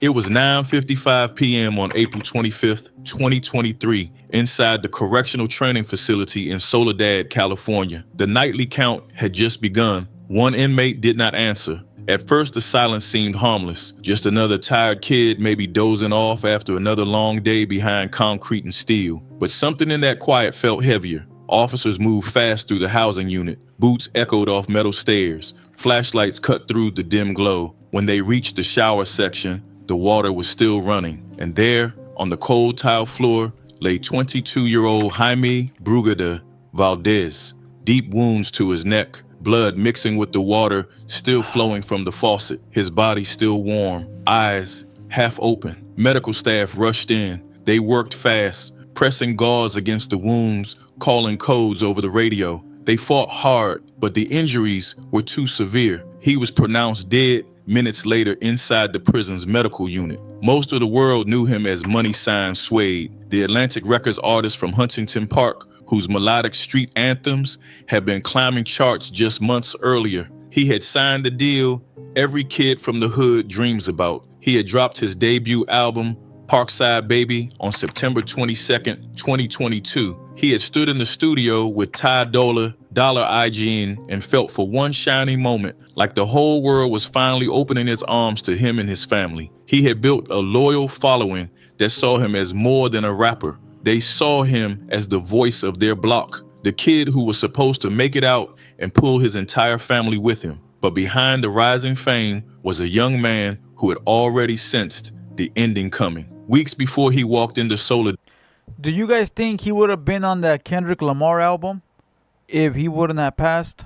I really wasn't too privy with Money Sign Suede's music or his career, because when I got into YouTube, I was barely learning of all the new Mexican rappers. I didn't know too much of them. I was into the old ones because that's where I left off at. So I was barely getting introduced to all these youngsters. So do you guys think he would have been on the GNX album? And do you think that maybe, and we don't do the what ifs, right? But you think maybe he would have been on that Lefty Gunplay track? Or nah? Dad, he wrote a letter to his girlfriend that carried a quiet warning. If I don't make it back, stay strong. He wasn't being dramatic. He was being honest. He knew how the walls worked. He knew what could happen once you stepped inside. He knew the streets had long memories and longer arms. That letter wasn't fear talking. It was the voice of a son who had spent his whole life trying to carry his family on his back and was terrified he might drop them on the way out. 2 years later, federal court documents would prove that warning was not paranoia. This is the story of how a kid who almost rapped his entire family out of the hood got pulled back in by the same streets he was trying to escape, and how the system that was supposed to rehabilitate him. Pocho One Podcast says he was supposed to be the first full community interview, but then we went with Jenny. Okay, here's a serious question, bro. Did you sniff the seat after Jenny 6ix9ine left? Did you sniff the seat? And don't lie to us, bro.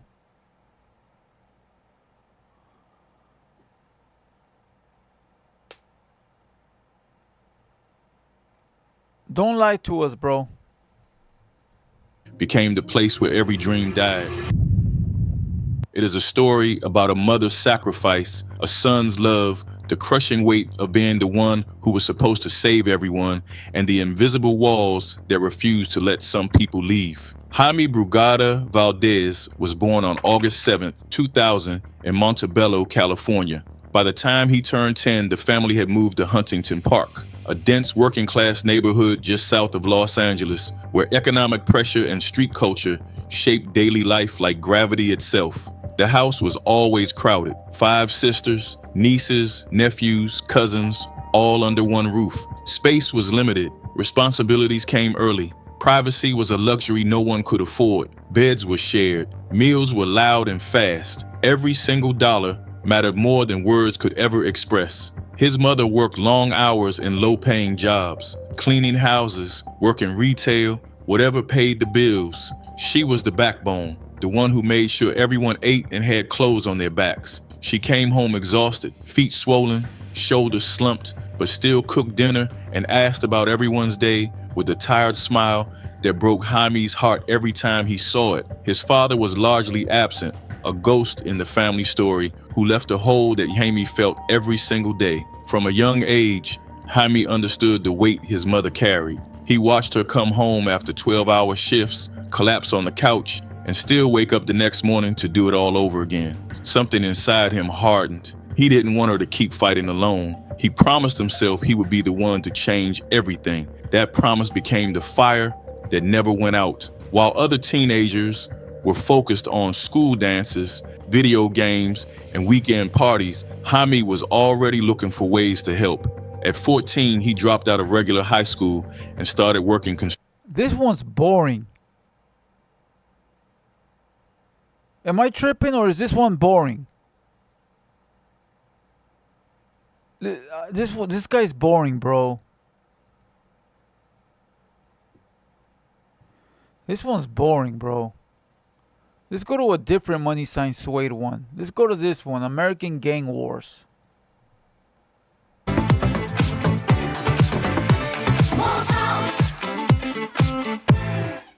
The new Google Pixel 11 Pro for $0 at AT&T keeps you more present, Code Teal, and more. A local up-and-coming rapper has been killed while in prison in Northern California. Welcome to American Gang Wars.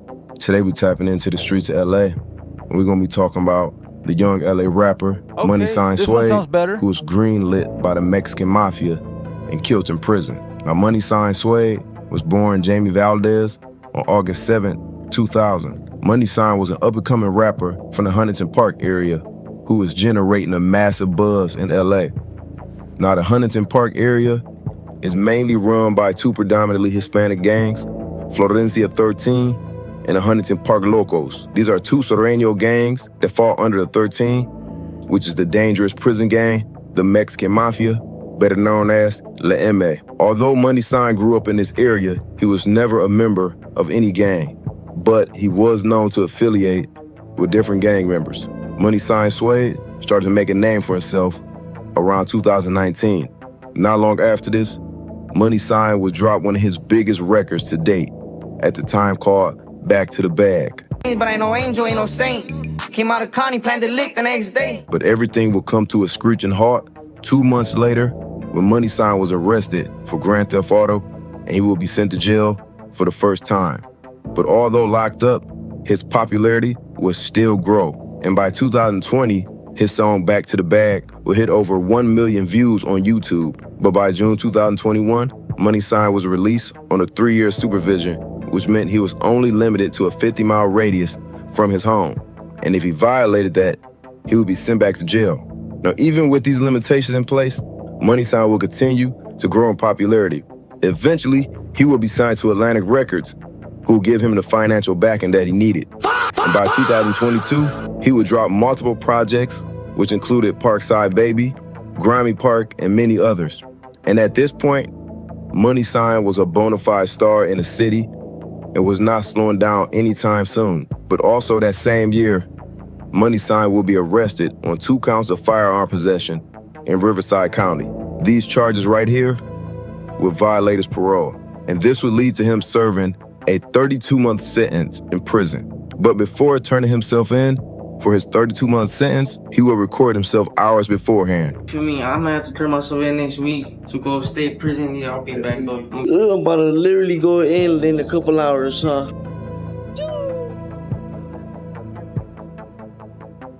And send me pictures. Now, unlike the streets, the rules in prison are completely different. The politics in prison are race-related.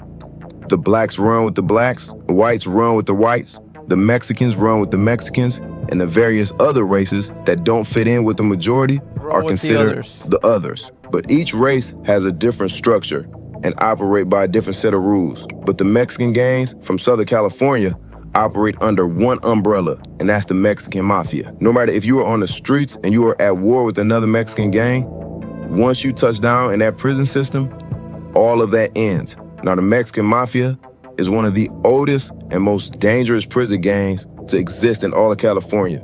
They operate in multiple prisons like Pelican Bay, San Quentin, and Soledad. But their reach doesn't just stop in the prison. Their reach goes beyond the prison walls, and it goes into the streets. The Mexican Mafia is not just ran by a single individual, but by a board of members who can give orders. But also these same members can be taken out if any of these individuals violate the code. Now, Money Sign Sway, because he is from Southern California, he will automatically have to roll with the Mexican Mafia's program. And for those who don't know, anyone that refuses to get with that program can face dire consequences. And history has proven this, because in the early 90s, street gangs like the Lowell Street Locos, who refused to pay taxes, were greenlit by the Mexican Mafia and put on a hit list. When a gang refuses to pay, it could mean death. He said Lowell. He pronounced it Lowell or Lowell, but Lowell Street, Northeast LA. Lowell Street Locals. This is Lowell Street in El Sereno. We're greenlighters, where bodies are tattooed with the words Green Pride. Tax-free, we don't pay no taxes. And tax-free. They're wanting money from us, and we didn't want to cooperate, so they put a green light on us. Them is the Mexican Mafia, or La M. The Mafia called on all Latino gang members to kick back a share of drug profits to La M. Lowell Street gangsters didn't go along with the program. They came to us wanting taxes. We said no. We're our own people, that's it. And that refusal put Lowell gang members in a tough spot. For years now, near the top. Man, I could tell you some stories.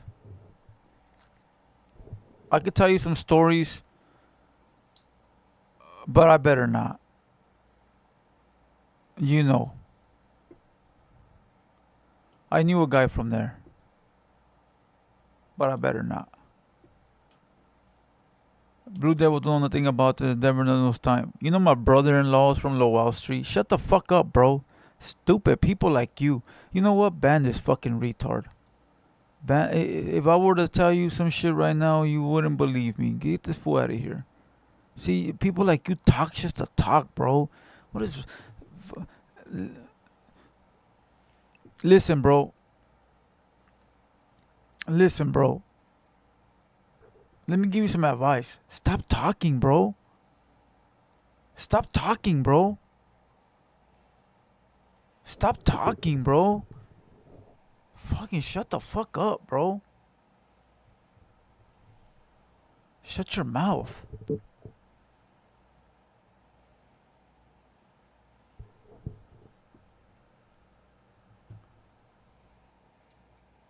Fools are stupid, bro.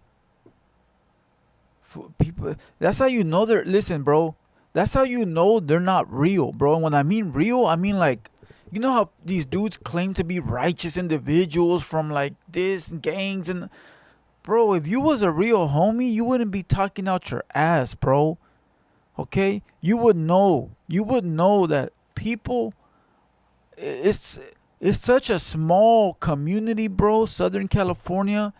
Everybody like, it's easy to know people, bro. Like, shut up, bro. Please, bro. Be quiet, bro. Like, get the fuck out of here, bro. Top of the Mafia's green light list, meaning all other gangs have a green light to go ahead and assault or even kill Lowell gangsters. Many members died in the streets, and also the moment that they touched prison or the county jail also were killed behind bars. By March 30th, Money Sign Sway will be transferred to Soledad Prison. And while in prison, Money Sign would write his girlfriend multiple letters. In one letter, she posted to social media.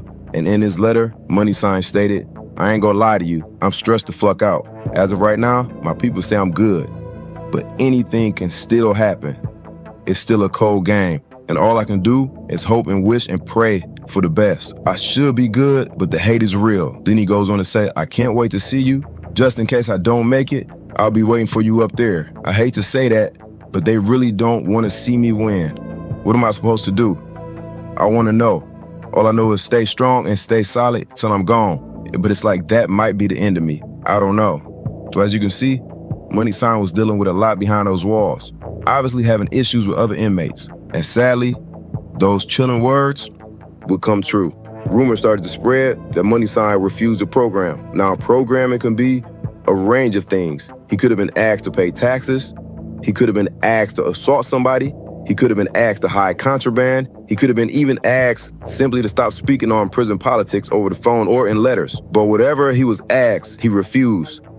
And this choice by Money Sign brought trouble. And on Thursday, April 20th of 2023, according to CTF investigators, an informant stated that Money Sign had been attacked by another prisoner. You gotta understand how the prison politics work with the Serranos. You just can't do renegade actions and attack somebody, especially another Chicano member behind those walls. This assault was clearly a planned attack and more likely a warning. But obviously, whatever they asked Money Sign to do, he still refused even after this assault. And a week later, on April 25th, at around 9:55 p.m., during count, officers stated that Money Sign was nowhere to be found in his cell. And this would lead to officers going to investigate Money Sign's whereabouts. Only minutes later, officers would discover Money Sign Suede unconscious in a nearby shower. He had stab wounds to the neck and was bleeding. Immediately, he was rushed to an on-site emergency facility where doctors attempted to treat him, but unfortunately, he was pronounced dead at 10 p.m. By daybreak, news had spread throughout the prison, and officials would lock down half of the prison right before breakfast. Not only did news spread to the prisons, but news would hit social media of his murder, leaving many in disbelief. But also, rumors began to spread with different theories on why he was killed and who killed him. Now, it is alleged that a high-ranking member of the Mexican mafia named Raul. And you see how people in the comments right away start talking about like they know, or even if they did know, like, okay, right here, how much is the blah blah blah blah blah blah, right? Even if you did know, why would you be on the internet talking about it?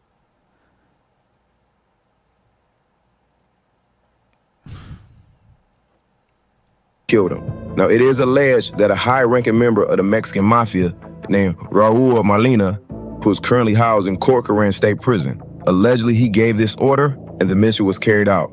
Now, again, this is only speculation. Now, this speculation also came about because around the same time, Raul was named but not charged in an FBI sweep called Operation Wipeout, where members from Wilmington area were arrested who have been tied to Raul Molina and sealed documents. But the weeks following his murder, Money Sign Suede will be laid to rest. I still see you when you're next with me. Can't you see? I still feel it hanging in me. You can store 35 full-size pizzas in this bed. 25 pizzas? I'm interested. No squeaking, no matter what. It's over? How did it? What the? In an FBI sweep called Operation Wipeout, where members from Wilmington area were arrested who have been tied to Raul Molina and sealed documents. But the weeks following his murder, Money Sign Suede will be laid to rest. Well, it's just ended like that, bro. Give us some closure. Who went to jail? Who got caught? What happened? I hate when videos end like that, bro.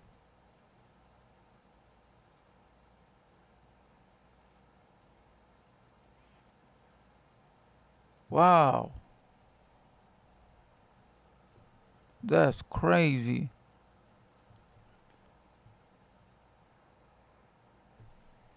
John McCuck, stop asking police questions, young man. You want to find out? Do it in the calles, bro. You guys haven't learned nothing yet? Following me for this long? We don't talk about that kind of stuff on the internet, bro. We don't. John McCuck says, Tony A. Rhodium Radio coming back. You're getting less viewers. Getting less viewers? We have 20,000 views. What are you talking about? What are you talking about? We got 20,000 views. What are you talking about? Stop talking, bro. You guys talk too much, bro. What is wrong with you vatos, bro? You guys just yap. Stop yapping, bro. God damn.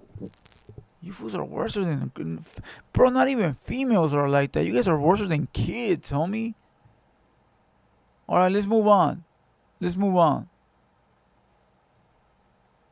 Let's go with this.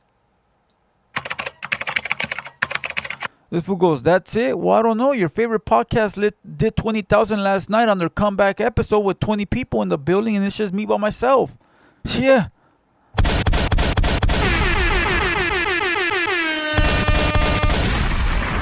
Yeah, that's what I thought. We don't have to do a comeback episode with 10 people in the building in a new facility. No, we're doing it by ourselves right here, bro, in the garage. Are you done? Thank you. Thank you. Big Vic, what up? King G Boy, Over what the up? span of 2 years, the small Central Coast city of Lompoc, California, experienced a string of gang-killing fell of teenagers, innocent bystanders, and families caught in the crossfire. Behind Lompoc's neighborhoods, 2 rival gangs have fueled a cycle of violence and retaliation that spans generations. The west side of the LP is the oldest established gang, with some sources tracing its origins to the 1980s. Their territory covers the entire west side of Lompoc. Hold on. But Hoostogs be outside. Where? At the taco stand? That's outside? The taco stand is outside. If that's the case, I'm outside every day, bro, because I go to the taco stand every day. I actually went there today and yesterday and the day before. Is that what you mean outside? Or at the t-shirt place? I go to the t-shirt place every day. So what are you talking about? Outside? You mean in the hood, in the trenches? You seen a video of them in the trenches? Like in the hood? Kicking it outside mama's house? Or you seen a video at the chilaquiles spot? Because if that impresses you, I'll go get chilaquiles tomorrow, bro. I mean, that impresses you? Going to go stand outside and eating some fucking chilaquiles? I'll go do that tomorrow, bro. Is that what outside means to you? Because outside to me means outside with the cuete on the block, ready to take penitentiary chances. But if it impresses you to go eat some fucking chilaquiles, I'll go do that tomorrow. On live. Stop being goofy, bro. Stop being goofy. Stop being goofy. Fucking goofy ass vatos, homie. Fucking goofy ass fools. And you know what's funny? When I post a video of me at the market, people were like, oh, he's recording it in case something happens. But then when the other people post chilaquile videos, ain't nobody say, oh, they're only posting it. Man, shut up, bro. Shut up. You fools sound retarded, bro. Shut up, homie. Shut up, bro. Pinche gente enfadosa, güey.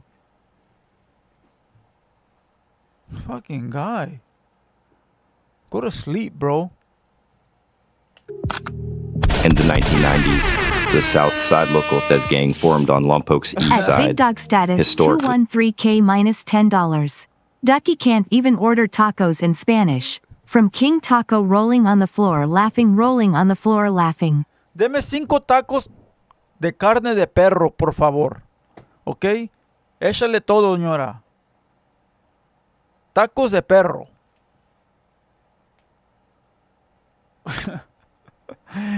Écheme 5 tacos de buche, 2 de asada, 3 de tripas, 2 de lengua y 5 de perro.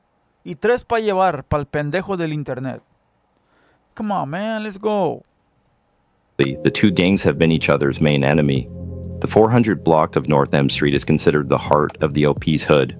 For Southside, their main hangouts include North E and F Streets. At some point during the early 2010s, the Southside gang began to lose their presence. The exact reason why is unclear.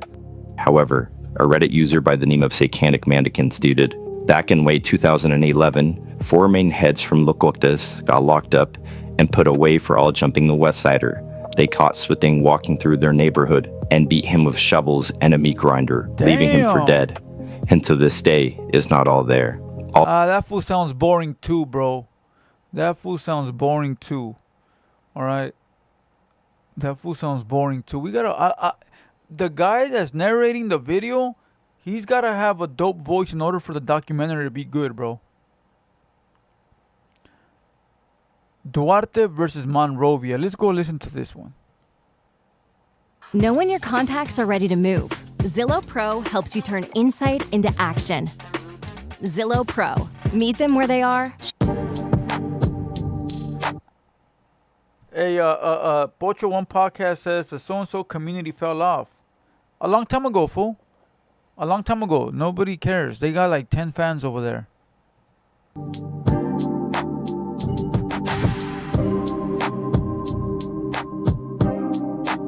Duarte and Monrovia don't look like places where a three-way gang war would run for years. If you're just passing through, you see quiet streets, foothill views, and shopping centers that close early.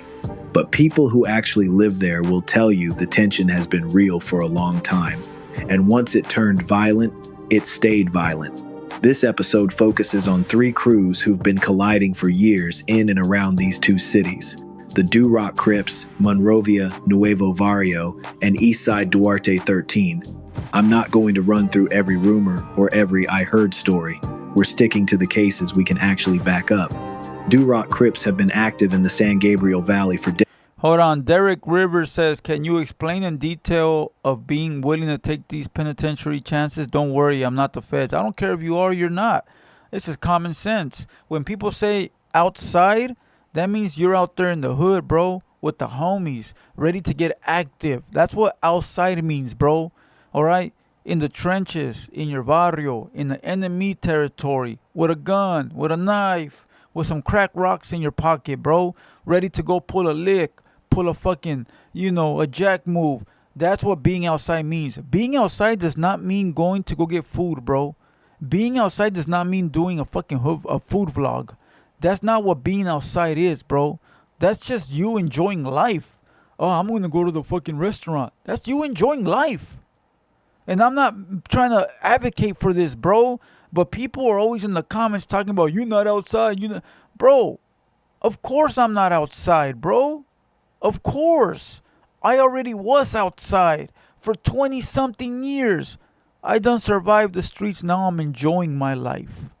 But yes, I go to places and I'm at Walmart, at Target, at the restaurant, at the AM/PM, at the 7-Eleven, because I got to go to these places, the doctor's office. So I am in these places. Now, I will tell you, some people tend to shy away from places like the ghetto. I go to the ghetto because I'm in the ghetto. So places that people wouldn't go to, like the 7-Eleven in certain areas, I go to those places because I'm close to those places. Others don't. Others don't. AZ says, lucky be outside, big dog. Just expect it. You're making this weird. You're from Arizona, bro. Stop talking. You're from Arizona, bro. Stop talking. Again, I'm in San Bernardino. Do your research on San Bernardino. Okay? You're from Arizona, bro. Stop talking. Stop talking, bro. Please, bro. Stop talking. Another goofy. Focus on Arizona politics. In the words of your hero, stay out of Cali business. In the words of your hero, LA is LA business. IE is IE business. Cali is Cali business. Arizona is Arizona business. So stay out of Cali business. Words of your hero. Not me. Your hero. Your hero said it, bro. Follow in your hero's footsteps and stay out of Cali business.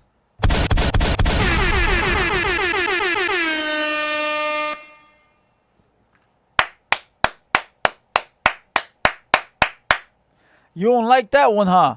You don't like that one. You don't like that one. I bet you don't like that one. I bet you don't. See, the truth hurts a lot of people, bro. People hate to hear the truth. They don't ever want to accept it unless it's coming from someone they admire. They don't want to hear the truth, but it don't matter who it comes from. The truth is the truth. That's simple.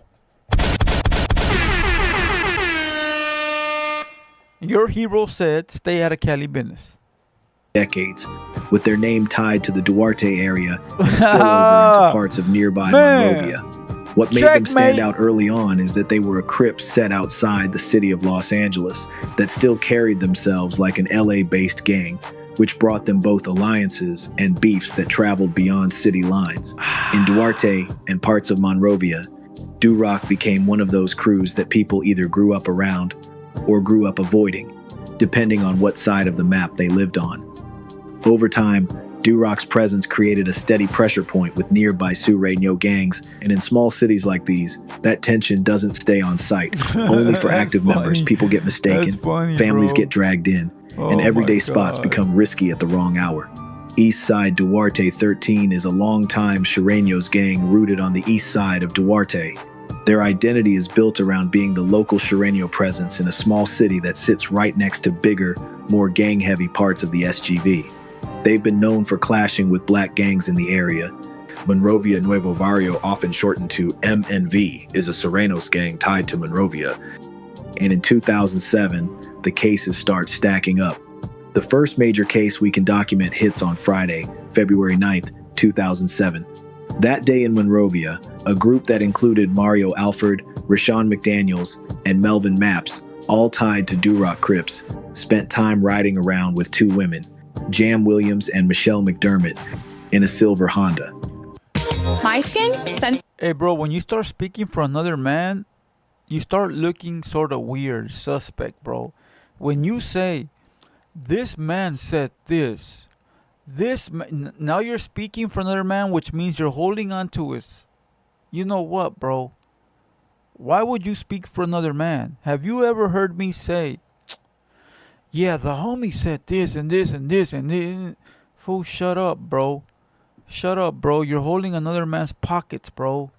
You're not a man, bro. You're not a man, bro. You're repeating what another man said. Means you're a follower. You're a follower. Stop talking, bro. The more you guys talk, the more you expose yourselves, homie. For real, bro. Stop exposing yourself. Real one. Driving the vehicle. He drove to a Cal-Dusac near the north end of the 605 freeway and picked up another person. Michelle McDermott was now between Rashawn and the skinny man who they picked up. She didn't know his name and or ever saw him before that day. Michelle noticed after a short time that the skinny man had a gun. She told Mario, the driver, she wanted to be let out. The skinny man pointed the gun at her face and told her to shut. Chef Boy in the chat, or Chef 8Ball, says you're a pipsqueak. Bro, you've been watching my streams since I started. Bro. Literally. 3 hours now. You've been watching my live stream, bro. You can't diss me. Not only are you subscribed, but you've been watching since the beginning.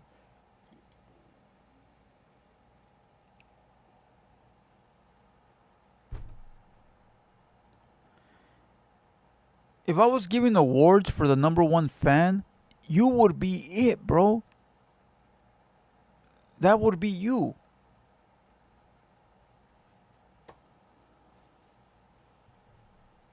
Man,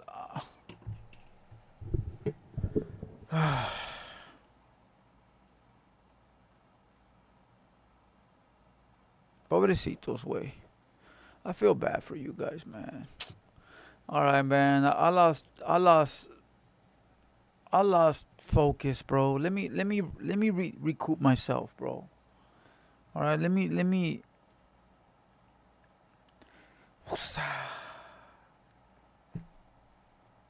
find my inner peace real quick, bro.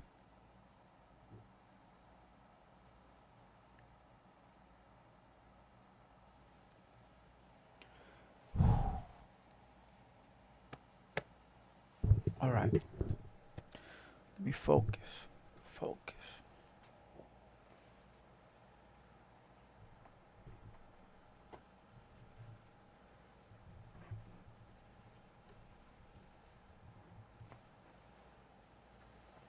Okay. Salute to everybody.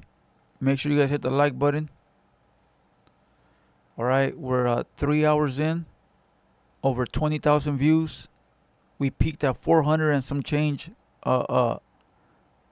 watchers. But you know what I've noticed? People ain't really watching when it's late. We need to start going on sooner, like around 5 or 6, to gain watchers, because at this time there's not a lot of people on. You feel what I'm saying? And what I've noticed is a lot of other podcasts are on like at 2 in the afternoon, 1 in the afternoon, 3 in the afternoon. We don't jump online till 9 p.m. 9 p.m. And we get the end of the stick where everybody's already going to bed. So we need to get on around 5 o'clock, 6 o'clock to gain traction and get off around 10. Pause. So we might go on a little bit earlier on the next Let's Talk About It podcast. You know. But we're not done, yo. We're not done yet, though. So let's see what we can get into. Let's see what we can get into. But we need to come on earlier, because I've noticed that's when a lot of people are watching. Around 9 p.m., we have 400 and some change. You know? We have 400 and some change.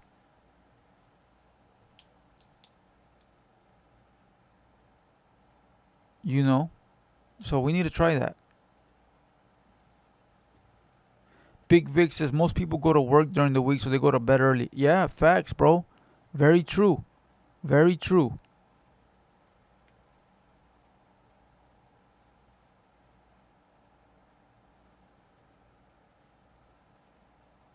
Fools are working at 5. Yeah, but we can be on for the ones that are not. And then when the ones that do get on, around 6, 7, we'll be on. You feel me? We'll be on already. We'll be on, so that way when they come on, we'll already be on. You feel me? But all right, let's go. Let's watch this one. Demons from Pico Nuevo and Whittier Barrio locals smoke a fool from V&E in front of his mom. I got that fool. A ver. A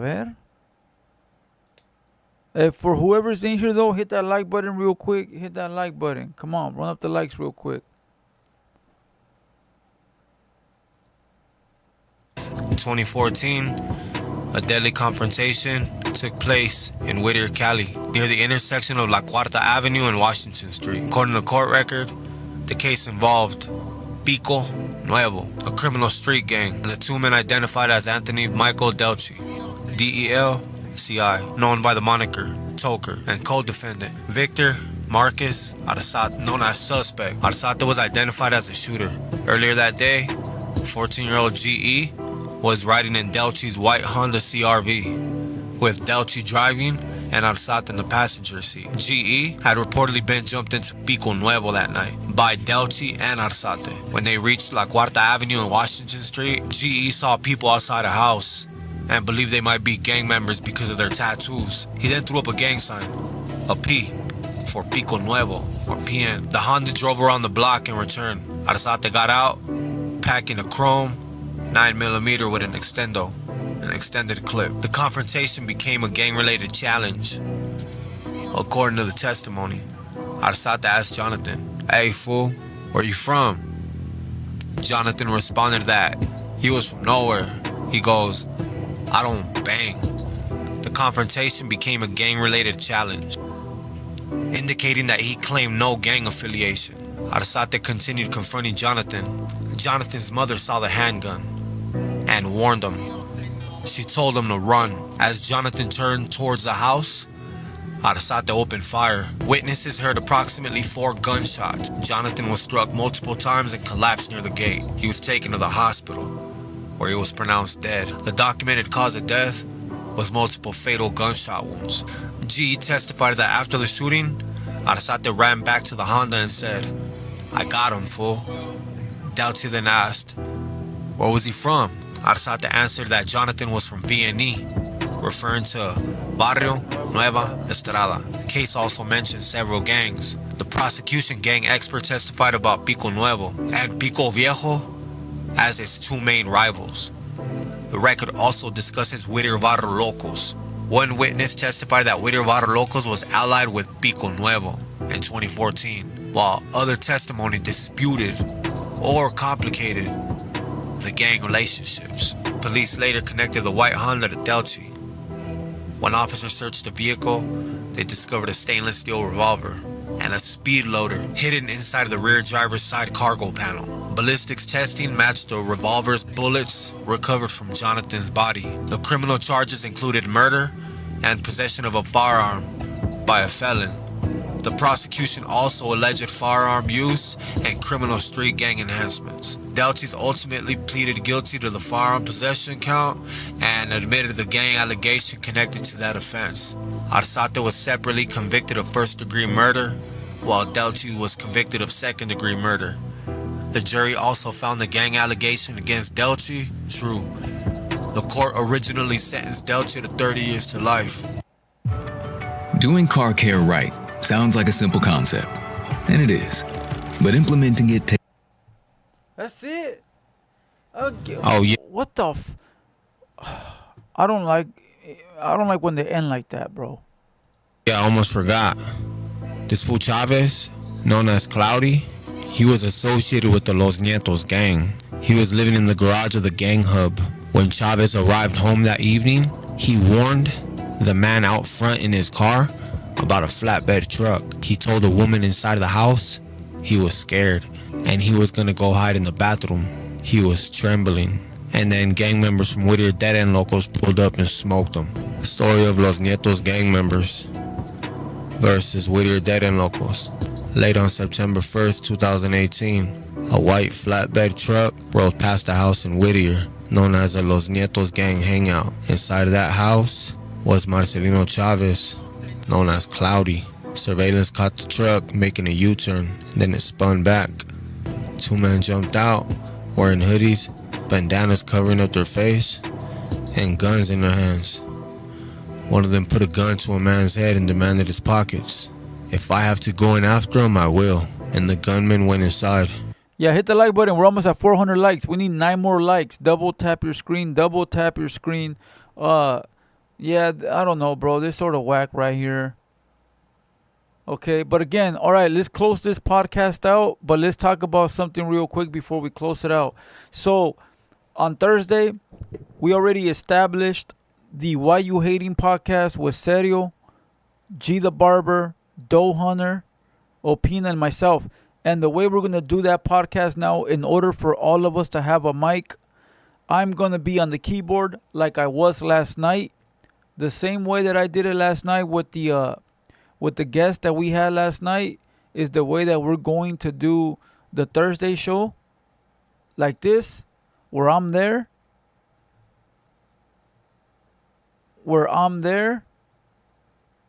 And I'm going to be running the news from the keyboard, from the computer. I'm going to be running the news and controlling everything, right? While you have G the Barber, Serio, Opina, and Doe Hunter. And I'm going to be the fifth person on the keyboard. I'm going to be running the news and everything. And so that way it could be more entertaining, easier, and, better. So that'll be the Why You Hating podcast. Why You Hating, right? The Thursday. It'll be just like this, bro. It'll be all 4 of us plus me, 5. We all gonna have mics. We're all gonna be chopping it up. Boom. And then we have the Sunday. We have Sunday, the TheHaterWorld podcast. It'll be with a guest. And I'll be on the pilot chair like always, And we gonna have a guest every Sunday. Right, that's the TheHaterWorld podcast. Opina, me, Serio, and the guest. All right, Opina, Serio, me, and the guest. That'll be 4 people. All right, that'll be every Sunday. That's already locked in. Sunday and Thursday. Now on Tuesday, we're coming up with a show for Tuesday, and the show that we're coming in on Tuesday is going to be. I'm going to tell you the names that we got so far, so I could tell you what type of show it's going to be. It's going to be a show on Tuesday where we bring in artists content creators that are barely trying to establish their name, right? Where they don't have a buzz yet, but they're trying to get a buzz, right?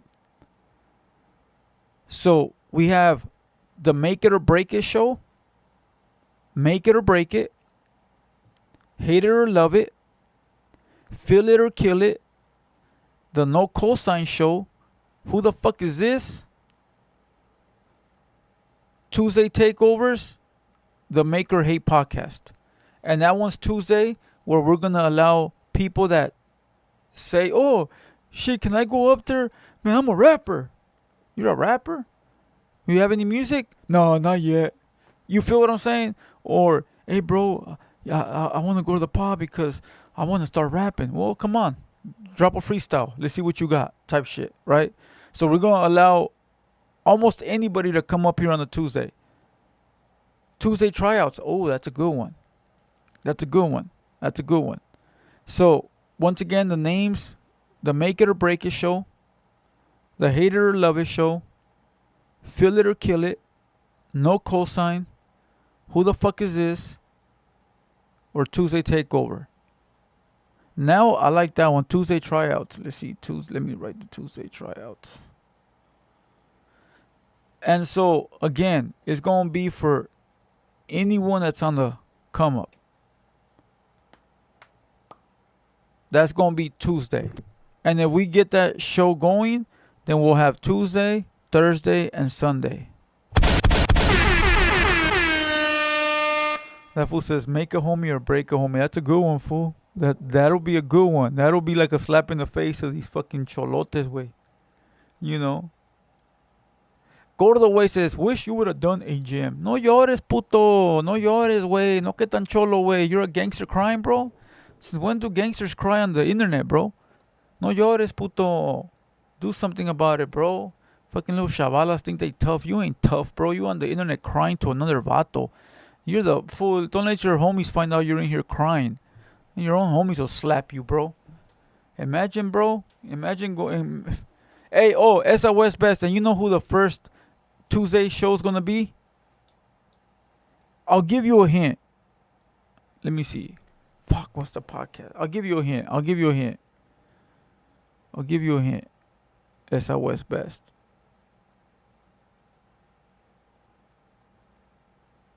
Here we go. Up, toot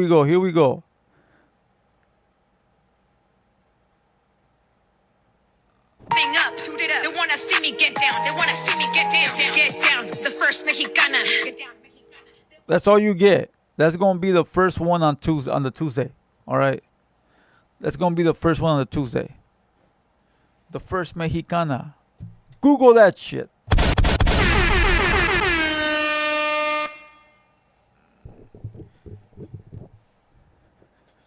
Man.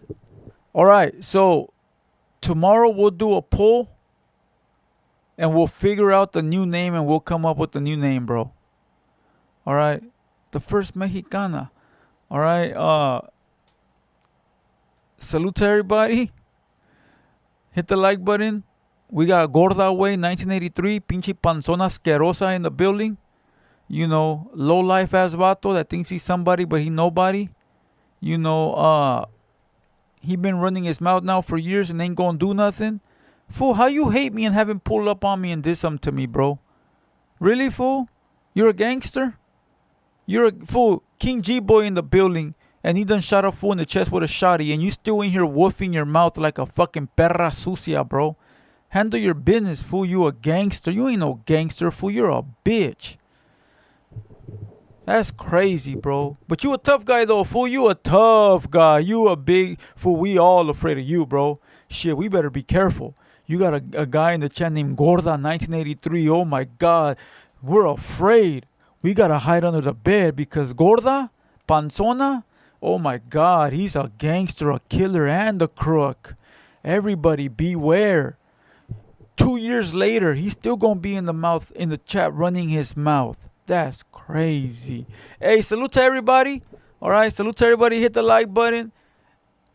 We out. I'll see you guys on Tuesday. Ozempic Tuesdays. All these jealous ass vatos, bro. Listen, bro. Jealousy is a female trait, but I wouldn't even put it on the females, bro. It's a weak trait, bro. Stop being weak, bro. With that being said, salute to everybody. Hit the like button. I'll catch you guys tomorrow at 7:30 p.m. We're going to have Green Eyes from Dago in the building. Everyone tap in. All right? Or you could tap in 3 years from now, and you're still going to have Gorda Marrana in the chat acting like he's a gangster. Trust me. Let's go. We out of here.